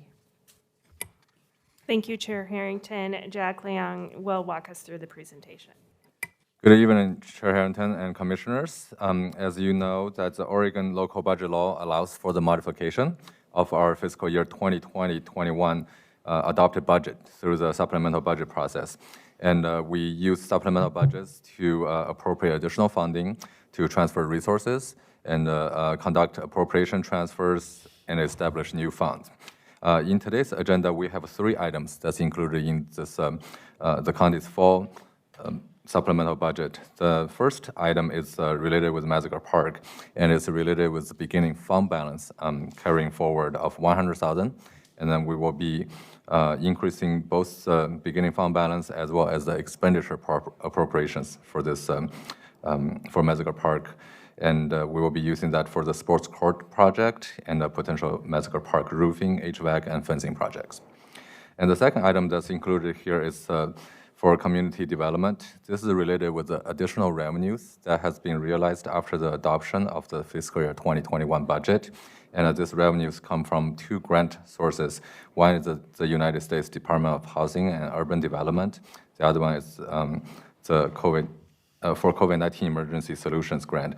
And the other one is a Community Development Block Grant.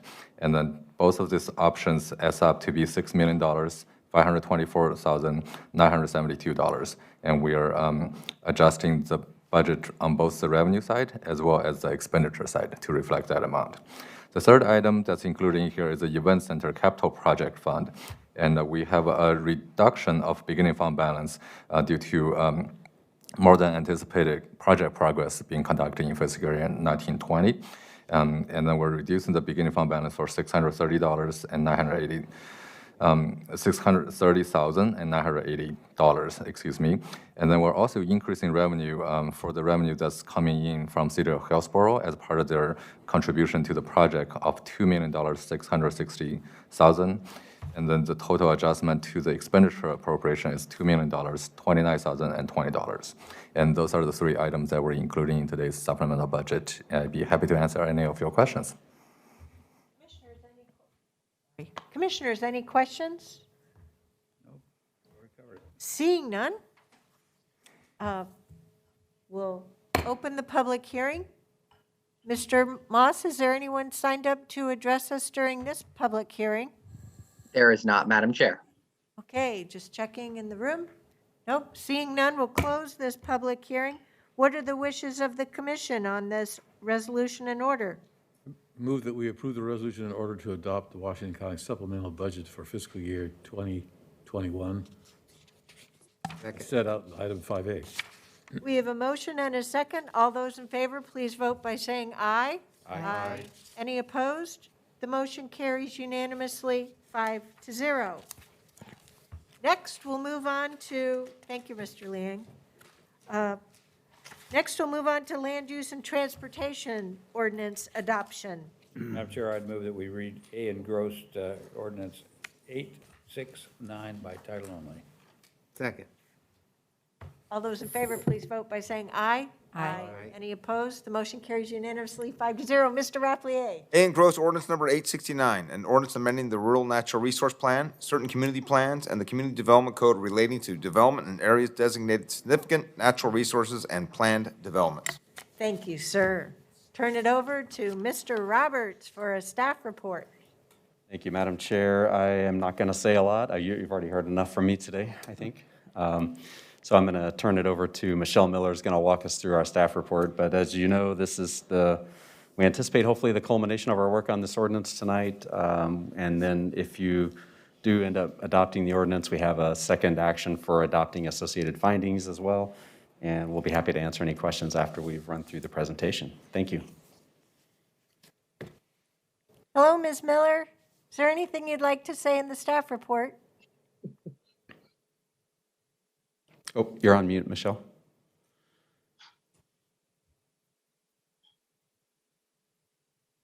There we go. There Sorry you about that. go.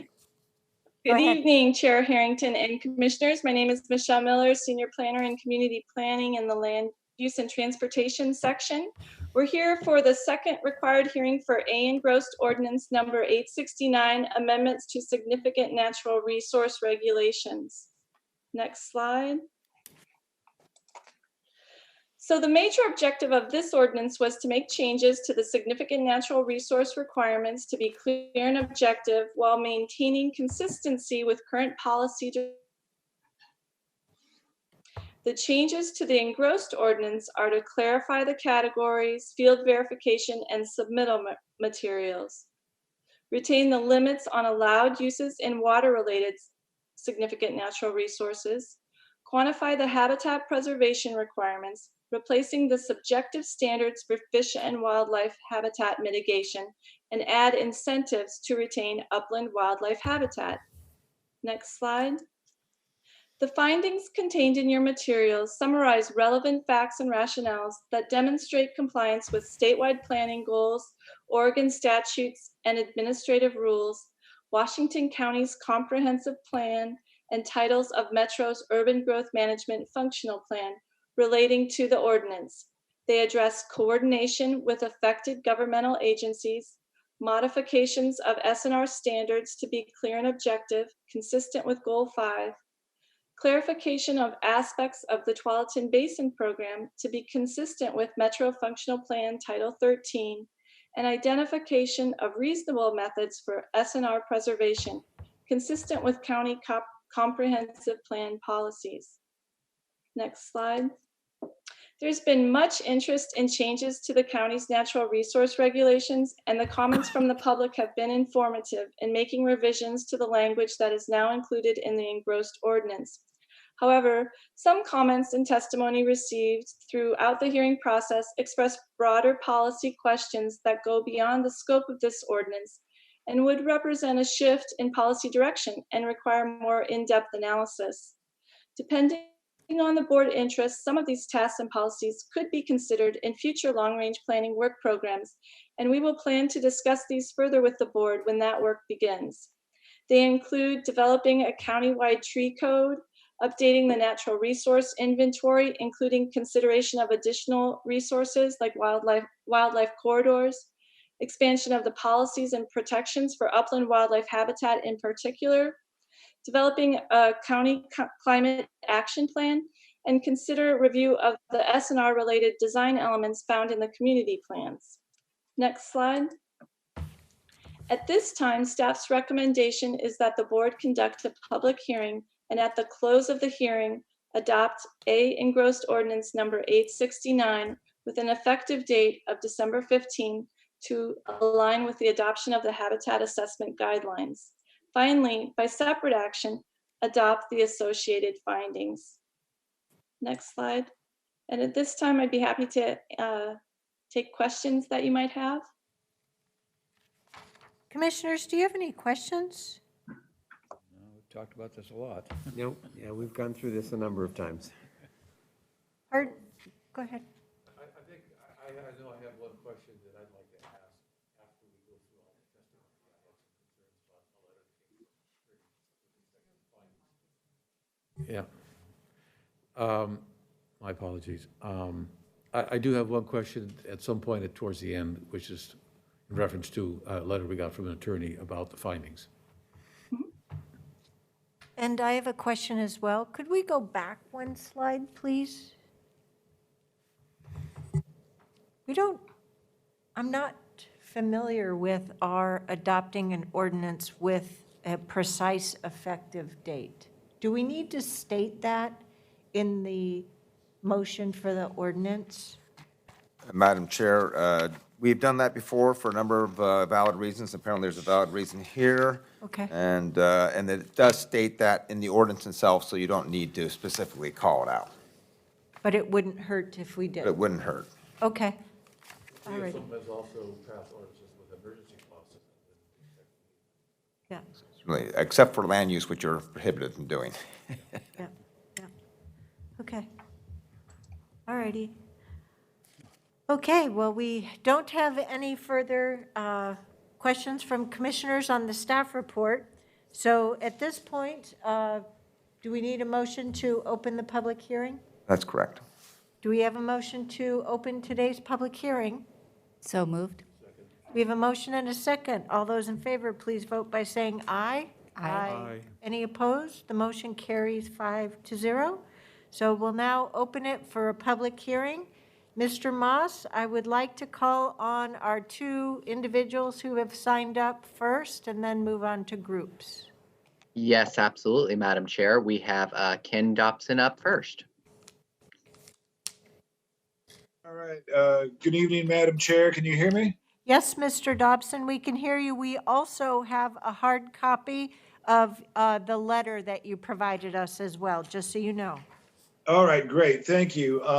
What my letter intended to do was address the findings and how they are inadequate. First of all, the findings say that this is not a departure from current policy. It is a marked departure from current policy. Current policy says that all reasonable methods for the preservation of SNRs should be pursued prior to development. One reasonable method that the county has not considered is to increase the amount of protection for upland wildlife habitat from the existing 25% under the proposed ordinance to something a little more reasonable. How about 75%? Also, one thing that has not been addressed, I've not heard it at any of these commission meetings, is discussion of the loopholes that are in this ordinance that will allow 100% destruction of SNRs on any lot that existed prior to November 27th, 2020. That is 100% removal, zero protection. That is a marked deviation from the current policy. And there's been no discussion of it. I'm not even sure if the commission is aware of these loopholes in the ordinance that will allow 100% destruction of wildlife habitats in lots that were created prior to November 27th, 2020. It just swallows up any protections that might be afforded to it. Another thing, with my little bit of time left, I want to mention, there's talk about this Metro Tualatin Basin program. Remember, this only applies to regionally significant resources, not locally significant resources that are currently protected under the Goal 5 program. This is going to be a big problem when this goes up to be acknowledged by the LCDC and the DCL and the Department of Land Conservation and Development. It's a big problem. It has not been addressed. So you have additional time. You have until the springtime to get this right. This ordinance is not right. I wish I had more time to tell you why. I encourage you to look at my letter and give us more time to do it, to address these problems that are going to result with this legislation being kicked back after a trip up to the LCDC. Thank you. Thank you, Mr. Dobson. Kevin, who's next? Next up, Madam Chair, is Fran Warren. Fran, can you hear us? You're on mute, Fran. Fran, can you hear me? Fran Warren, are you there? unmute. I'm here. Oh, there you go. I can hear you. Yep. Okay, great. So my name is Fran Warren. I live at 835 Southwest Touchmark Way, Portland 97225, unincorporated Washington County. And I'm hoping that the commissioners, typically I've been providing a lot of data so far, but I'm hoping the commissioners will start thinking of changing their mindset and their questions from how many development applications are we holding up with this injunction to starting to think more about how many housing units are we holding up and how much SNR wildlife habitats are we maybe unknowingly sacrificing. I think that it's been demonstrated. We've all learned a lot through this whole process, and I'm hoping that a lot of us have been educated in a new ways. If the board still feels compelled to approve this policy, please consider a rider to this motion. I think Michelle presented a number of my concepts already, so I'm very grateful that they got incorporated. But some of these ideas or modifications will most likely be needed once the habitat assessment guidelines are completed. The climate action plan and the ensuing comprehensive plan framework impacts will need to be assessed. Incorporate provisions for non-resource land, something we haven't addressed before, but if you look at the LCDC website, that's goal 4, talks about areas that fall in between that are not necessarily SNR, not necessarily forest land, but we never even have addressed this non-resource land, and that's something we should talk about in the future. I often speak about a flexible tree code. We need to recognize the needs of all aspects of Washington County, including commercial tree harvesting, heritage trees, and wildlife habitats. No one is denying commercial tree harvesting. We need that as a part of economic resource. And Washington County Comprehensive Framework specifically calls out the need for protection of the north and east slopes of Cooper Mountain. Yet development permits have been approved just recently, and they're treated equally with more degraded habitat. It just doesn't make sense. It's called out in the comprehensive framework, and yet we approved cutting down the best parts of these lots. That's where Tsuko and Diane were talking about. LUT probably needs to go back and recheck the development applications in light of this new information, and maybe give a new thought to some of these that are in the queue. Okay. I really appreciate everybody's quality time and all that hard work. Thank you. Thank you, Ms. Warren. Mr. Moss. All right, next, Madam Chair, we have Ezra Hammer. And these will be the 5 minutes for the groups. Mr. Hammer, can you hear us? Yes, Madam Chair, thank you. Ezra Hammer here with the Home Builders Association Metropolitan Portland. I hope everyone is having a wonderful evening. I'm going to keep my remarks brief as I've already addressed you as well as the Planning Commission on this subject. I want to call out Stephen for all of his hard work and Michelle and Andy and the entire team for the really impressive fire drill they ran on this ordinance. I know we've discussed this at length, but given the unique challenges that Washington County faces with ordinance season, coupled with the really punitive actions taken by the state regarding the moratorium, it's just very impressive to see staff responding in such a nimble way. I know that on both sides of this conversation, folks would like some changes made. And to me, that really speaks to the fact that this is a fair and balanced approach. In fact, despite what was said previously, what the county is proposing is essentially to implement the standards that were in practice over the previous years, although not codified as such. And so really think that the staff has done a fantastic job of kind of splitting the baby, if you will, here and finding an ordinance that is both reasonable for the development community and advances many noble preservation goals. Also want to thank staff for their continued work on the administrative guidelines. And appreciate the fact that they will be taking those to the Planning Commission so that the Planning Commission can continue to weigh in on the regulatory framework related to significant natural resources. Again, I hope everyone has a wonderful evening, and thank you so much for allowing me to address you tonight. Thank you, Mr. Hammer. Mr. Moss, who's next? Next, Madam Chair, we have Ted Labey. Ted, can you hear us? Yes, thank you. Good evening, Chair Harrington and Commissioners. Thank you for the opportunity to comment. My name is Ted Labby, and I'm the Executive Director of the Urban Green Spaces Institute here in Portland, Oregon. I do not believe that the proposed land use ordinance number 869 is ready to proceed at this time. Over 100 individuals have offered comment to date, and the overwhelming majority of those folks, including many representatives of the CPOs, have raised concerns, outstanding issues that have not yet been resolved. And I think it would be premature for the commission to move forward with the ordinance this evening. I understand the county is under a lot of pressure to develop clear and objective standards for natural resources protection, but the proposed approach before you does not adequately resolve that matter. And so I'm here today to respectfully request that you delay adoption of this ordinance until science-based standards can be fully developed. The proposed standards for protection of upland wildlife habitat are inadequate. Only 25% of a mapped upland wildlife area must be protected from development under the standards. And it was developed from a retrospective analysis of past developments. It's not science-based. The standard does not consider the site or the landscape context, habitat connectivity. It does not include any means to adjust the area or type of protection depending on the condition or the quality of the habitat. The county's habitat assessment guidelines are as yet undeveloped. Without these, the SNR program is incomplete and we cannot fully understand how the program will work. We understand that the guidelines will be adopted under a resolution or order prior to the effective date of the ordinance, but after the adoption of this proposed code.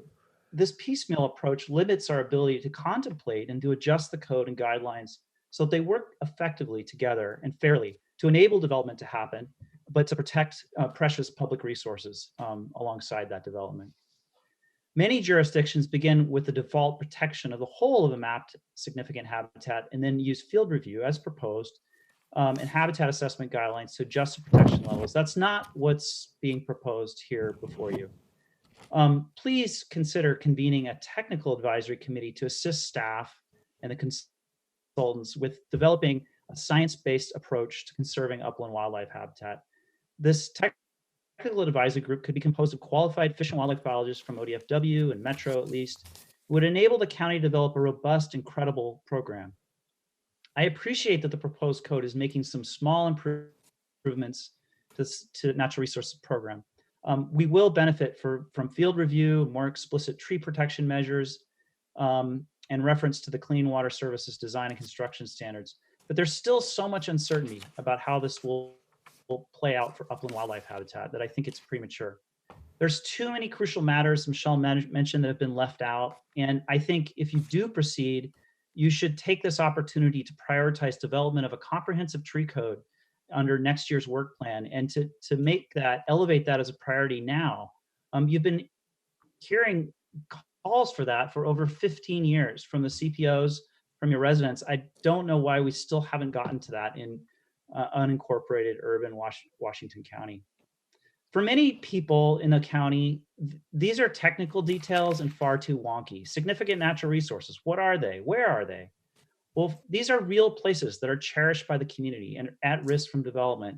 They include places like the Tualatin River and various wetlands along its length, Tonkin Scablands, Fano Creek, Cooper Mountain, Bull Mountain, Nickel Marsh, Ash Creek Marsh, and Nike Woods. In these precious places, in the uplands, Washington County wants to destroy 75% of the mapped habitat. That is what we're talking about doing tonight under this revised SNR program. Thank you. Thank you, Mr. Labby. Mr. Moss, who's next? Next up, Madam Chair, we have Jim Long. Jim, can you hear us? Can you hear me now? Yes. Yes, we can. Did you get the letter that I submitted earlier today? Yes, we did. Yes. Okay, thank you. Good evening, commissioners. Jim Long, chair of CPO4M, which covers Progress, Metzger, East Tigard, and Durham. Many CPOs around the county meet bi-monthly or quarterly and have not had time or been able to consider the engrossed language. CPO4M meets tomorrow night and considering of the engrossed language is on the agenda. For this reason and many others stated below, CPO 4M Steering Committee opposes the proposed language of ordinance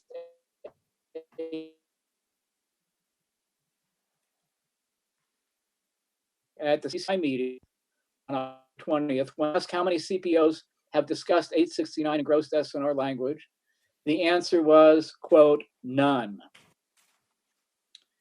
As an example, the first CPO 4K meeting since last March, 7 months ago, was just last night. And quite naturally, during the election season, it was a candidates forum on their agenda, but not Ordinance 869. We still have not seen the actual ODF and W comments to the proposed ordinance, which should be part of the public record. We request that this documentation be made available as public information, as official input, so we can see and make comments. Other reasons CPO 4M opposes the engrossed ordinance include I'm sorry, Jim, your audio is cutting out. was not suitable substitute. What can I do about it? LCDC said the Tualatin Basin is not a substitute for the county's pre-existing Goal 5 program. It is misplaced and cannot justify the proposed sweeping elimination of protections for locally identified Goal 5 resources. Habitat assessment guidelines are unclear because they have not been formulated yet, but the proposed rules need to be specific. When will the county release the proposed language? Citizens cannot consider or comment on the proposed guidelines until we see them. The current ordinance is premature and incomplete until CPOs and the broader citizenry can see the, quote, habitat assessment guidelines, unquote. The proposed ordinance 869 is proposed CDC 422-3.6 that is discretionary in waiving submittal requirements. These are not, quote, clear and objective standards, unquote. The county's reliance on Division of State Lands and Clean Water Service policies is a simple approach, but not totally appropriate. Goal 5 protections do not adequately overlap in purpose and substance.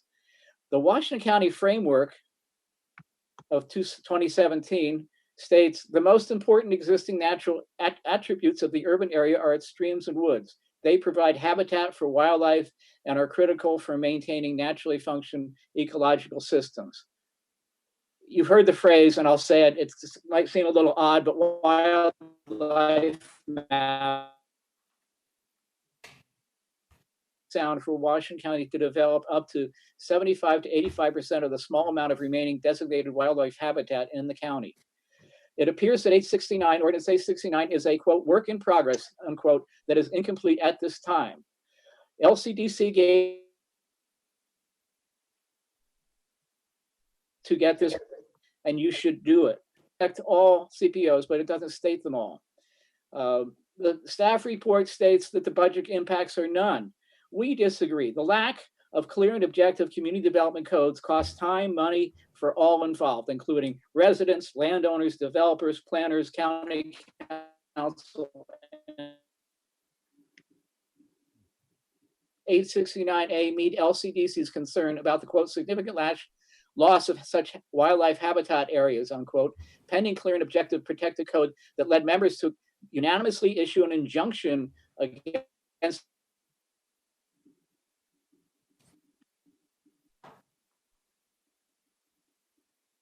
habitats requiring preservation of only 15 to 25%, including a backdoor, quote, unauthorized removal, unquote, provision that allows removal of even those small preservation areas if the applicant plants the baby trees and shrubs. Shouldn't Washington County give LCDC something they can approve? This is where the budget issues that it's going to cost more and more as this goes on are evident. We look for leadership. Thank you for listening to us.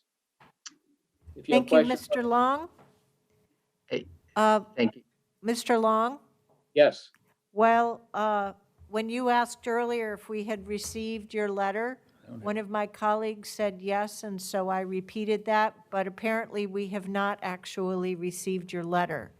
So could you, without haste, please email that to Kevin Moss, please? Okay, I sent it to Michelle Miller earlier this afternoon at about 3:30. So in a moment, before I close the public testimony, I will check with Ms. Miller to see if she has received it because I would like to make sure that we have received it as part of the public hearing comment period. Please also know it's particularly important that we do so because your audio stream was cutting in and out, so we did not have the benefit of your full audio testimony. How much of my audio testimony did you hear? Almost all of it, but there were about 3 or 4 periods where it dropped out for about 10 seconds or so. Okay, I will try and send right immediately this letter, our testimony, to all of you that I have emails for. Okay. Thank you. Michelle, are you still on the line? Yes, I am, and I'm just searching my emails right now, and I did not receive Mr. Long's letter. Kevin Moss, what is the email address for folks to email to the clerk? Madam Chair, it is, one second here.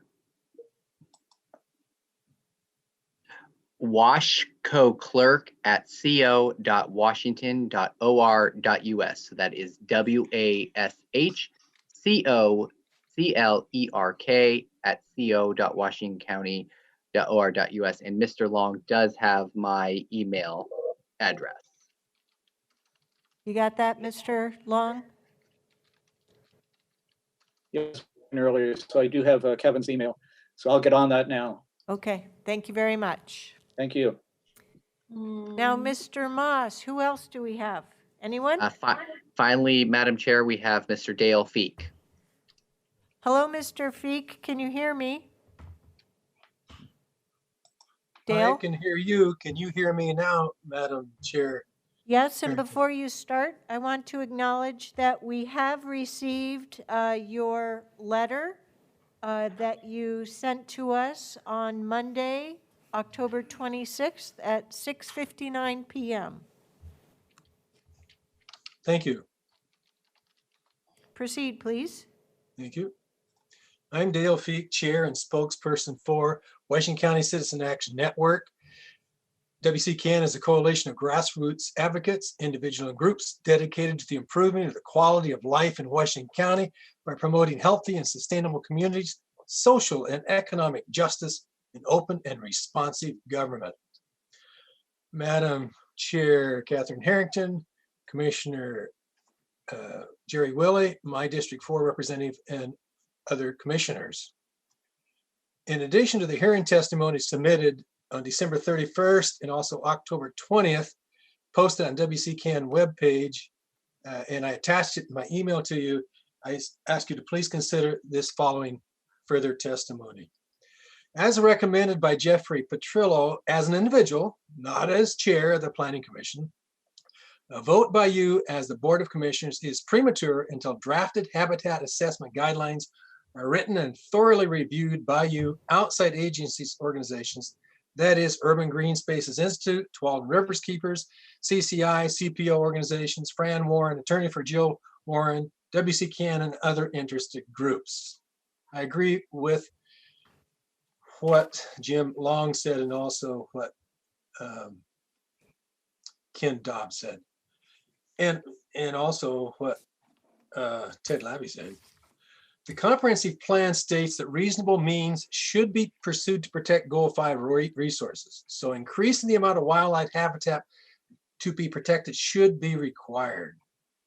Many loopholes exist for developers, such as individual or a developer can remove 100% of a designated wildlife habitat on an existing lot without consequences, so long as they are not proposing to divide a lot. Now I'm going to say in summary, but I'm going to go on. In summary, and what I had sent to you before, and I put it in bold yellow print, the planet is currently experiencing the 6th mass extinction. A report by the World Wildlife Fund and the Zoological Society of London found that average species abundance of global populations has declined by more than 60% since 1970. This report stated that habitat loss and degradation were the leading cause of species extinction. So we, the WCCAN, encourage staff and commissions to view this process not just as a reaction to complaints and LUBA rulings, but as a proactive response to species extinction and a need to protect our dwindling wildlife habitat. Now, Professor Deke Gunderson is actually the one that wrote that summary statement. He had a class Friday, October the 23rd at Pacific University, in which he invited Miko Bergen, one of the 21 youth plaintiffs suing the federal government over climate change, and Lee Van der Blue, author of As the World Burns, the New Generation of Activists in the Landmark Legal Fight Against Climate Change. Following our links to the people that participated in that, I sent them links to the Climate Change Recovery Youth Group and to Miko's Bergen's and Isaac Bergen's website. Their brother and sister have the same parents, 1 year apart in age. In 2015, when the 21 youth plaintiff lawsuit was filed, Miko Bergen was 14 years old and Isaac was 13 years old. They live with their parents, Pam and Rob Bergen, in Beaverton. And that is in Commissioner Skelton's district. And then I put the 3 links to each of their websites. I made a document titled Dale Feek, Bill Moyers, Radioactive Stick and Climate Change, and attached it to this email that I sent out to people. Nuclear war, escalation, and climate change are the 2 biggest existential threats to our world today. I addressed both of these in my attachments. And I sent those to Commissioner Dick Skelton, Washington County Legislative Director Aaron Doyle, and Commissioner Pam Treese. She couldn't attend the Zoom meeting, but she asked me if it was recorded, and it was, and I sent her my summary of that, and she can listen to it. So I thank them for joining in on this Zoom classroom presentation and the question and answer. And I say, please feel free to share the recording and this email with the 3 attachments with your friends and acquaintances.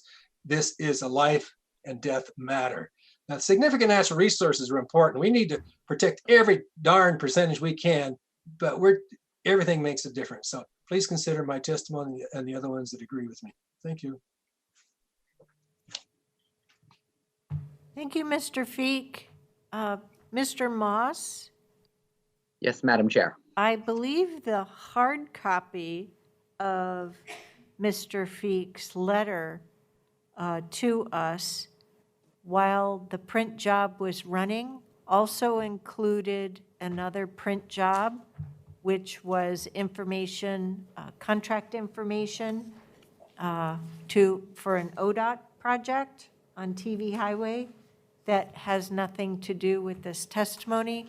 So you may need to look at the record entered for this public hearing. Yes, absolutely, Madam Chair. I think when it was picked up, distributed, just picked up somebody else's copy from the printer. Yep. That was inserted in the middle. The remainder is at the end. Yes, that's So what I'm it's noting. complete. Yep. So it's complete, but has been augmented by something that is not topic specific. Yes, that will not be included. Okey doke. Thank you. Perfectly understandable. That's the way the printer works. All right. I don't believe we have anyone else signed up to testify during this public hearing. Is that correct, Mr. Moss? That is correct, Madam Chair. And there is no one else here in the room. Seeing none, I will close the public hearing with regard to this ordinance. Now I'll turn it over to commissioners for any questions they may have as a result of the public hearing and testimony received. I had a question I wanted to address to County Council with respect to, they had an opportunity to look through and respond to Kenneth Dobson's issues or questions raised about the findings.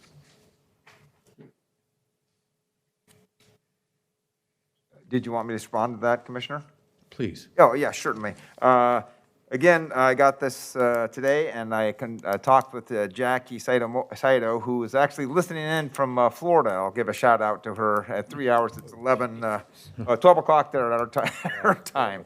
So anyway, she's assured me that the issues raised by Mr. Dobson are addressed in the findings and in the record, and I will address them briefly too. So the first issue he raises about the habitat being destruction, and that the county has to pursue all reasonable methods for preservation.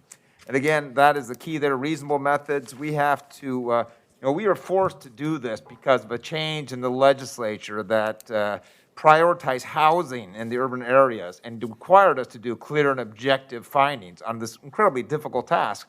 In the past, we've had this flexibility to adjust for individual situations, but the legislature told us to do this. And so we do put a little criteria in there for reasonable methods, and our reasonable methods are based on the fact that there's competing interests for housing.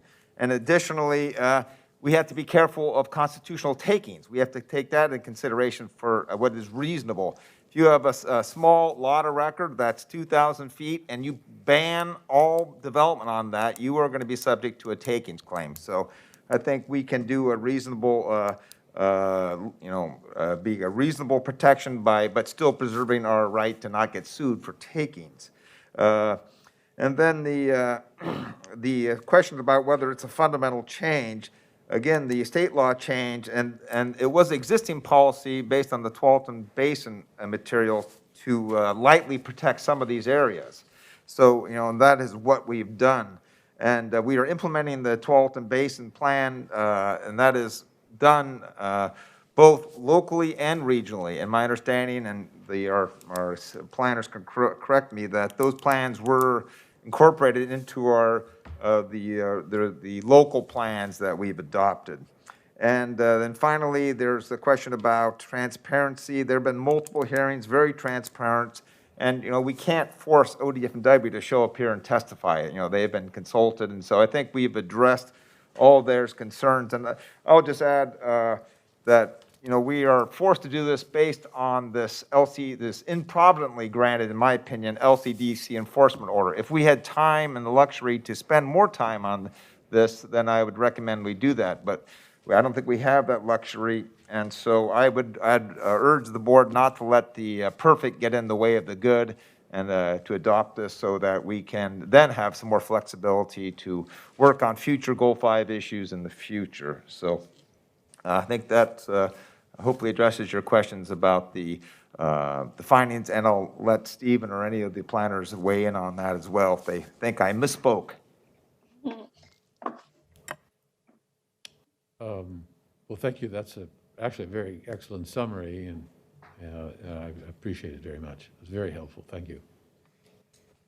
Madam Chair, for sake of at least getting more discussion, I would move we adopt the engrossed ordinance 869, and I'd like to say a couple of things. We have a serious taking issue in my mind, and it's over 500 potential claims, which was told to us at the last meeting by staff. That's way too much risk, way too much risk. And so do I like the ordinance as it is? No. Does it need more work? Yes. Do I wish we had more time? Yes, but that's not within the ability of us to do that. So as County Council indicated, this was a problem that we didn't go looking for, but was thrust in our lap. I deeply respect those who testified tonight, know all of them, or almost all of them, and they brought up some great messages that we should take into consideration. But this is not something I want to subject the county to in terms of number of suits. I'd rather have a few than many, and so I would move again that we adopt A engrossed 869. Do we have a second? Are there any commissioner comments before we take a roll call vote? The only comment I make, I think that this is not so good, maybe, ordinance, but I think that we should still adopt this because there's enough good in it, and pursue more perfection next year, and I commend the commissioners to do that. I feel a little disingenuous because I've been part of a board for the last 20 years that has been looking at tree ordinances and not acted on it, but I do think that that is long overdue. And we've just had a lot of pressing issues over the years. I guess will have to suffice as a reason, but the time has come to do further work on this next year. Any other comments, commissioners? I'll just add that I thank the work of our staff, particularly of our Planning Commission, who has heard hours and hours of public testimony, as well as their having spending hours of their time reading the proposed ordinance, discussing it with the staff, our staff, as well as amongst one another. A lot of work has gone into this. I know that a couple of years ago, Teresa and Michelle, Teresa Cherniak and Michelle Miller embarked on this project and went out to all of the local citizen, community participation organizations, CPOs, and have continued that effort. I also want to thank Commissioner Rogers and Commissioner Scouten for their comments this evening. I concur with what you have said.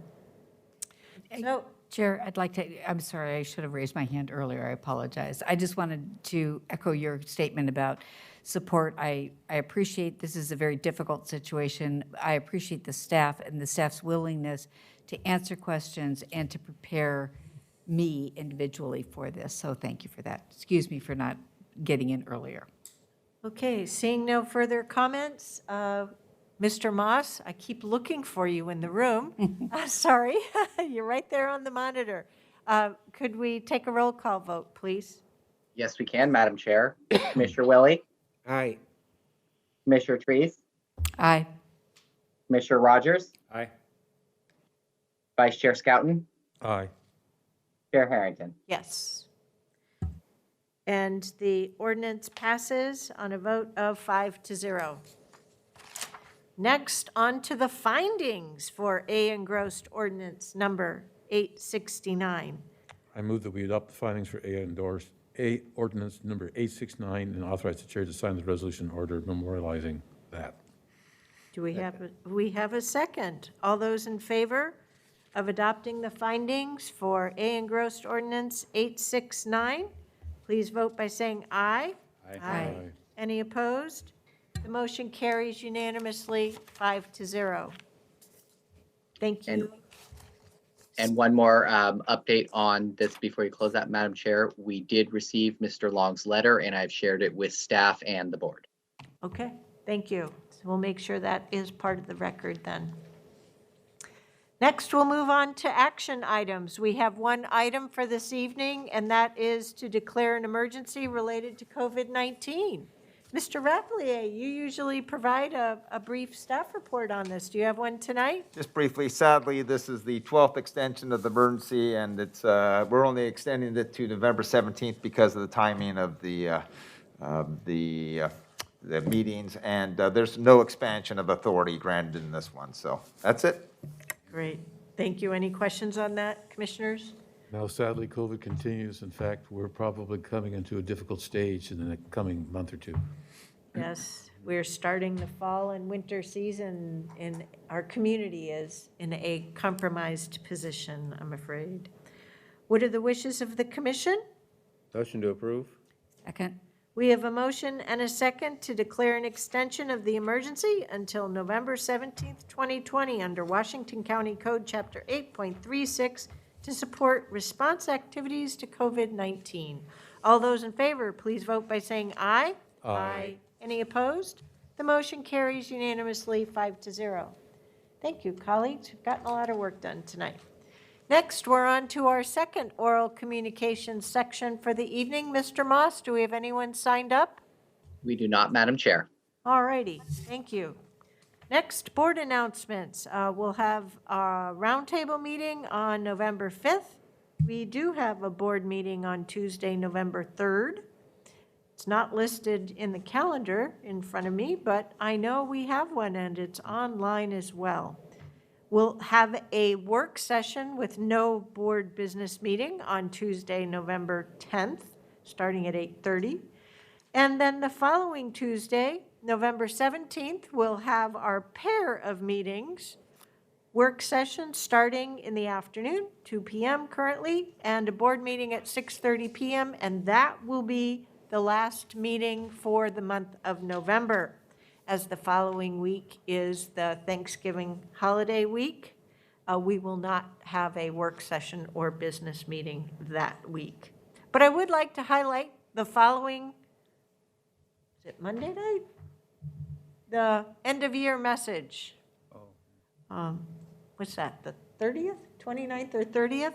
30th. November 30th, Monday, Madam Chair. Thank you, November 30th. That will be broadcast live on YouTube. Okay. So we can all be practicing social distancing. Okay. And then we're upon the month of December. Woo-hoo, November. It's going to be coming fast. Thank you to all members of our community who've already turned in your completed ballots.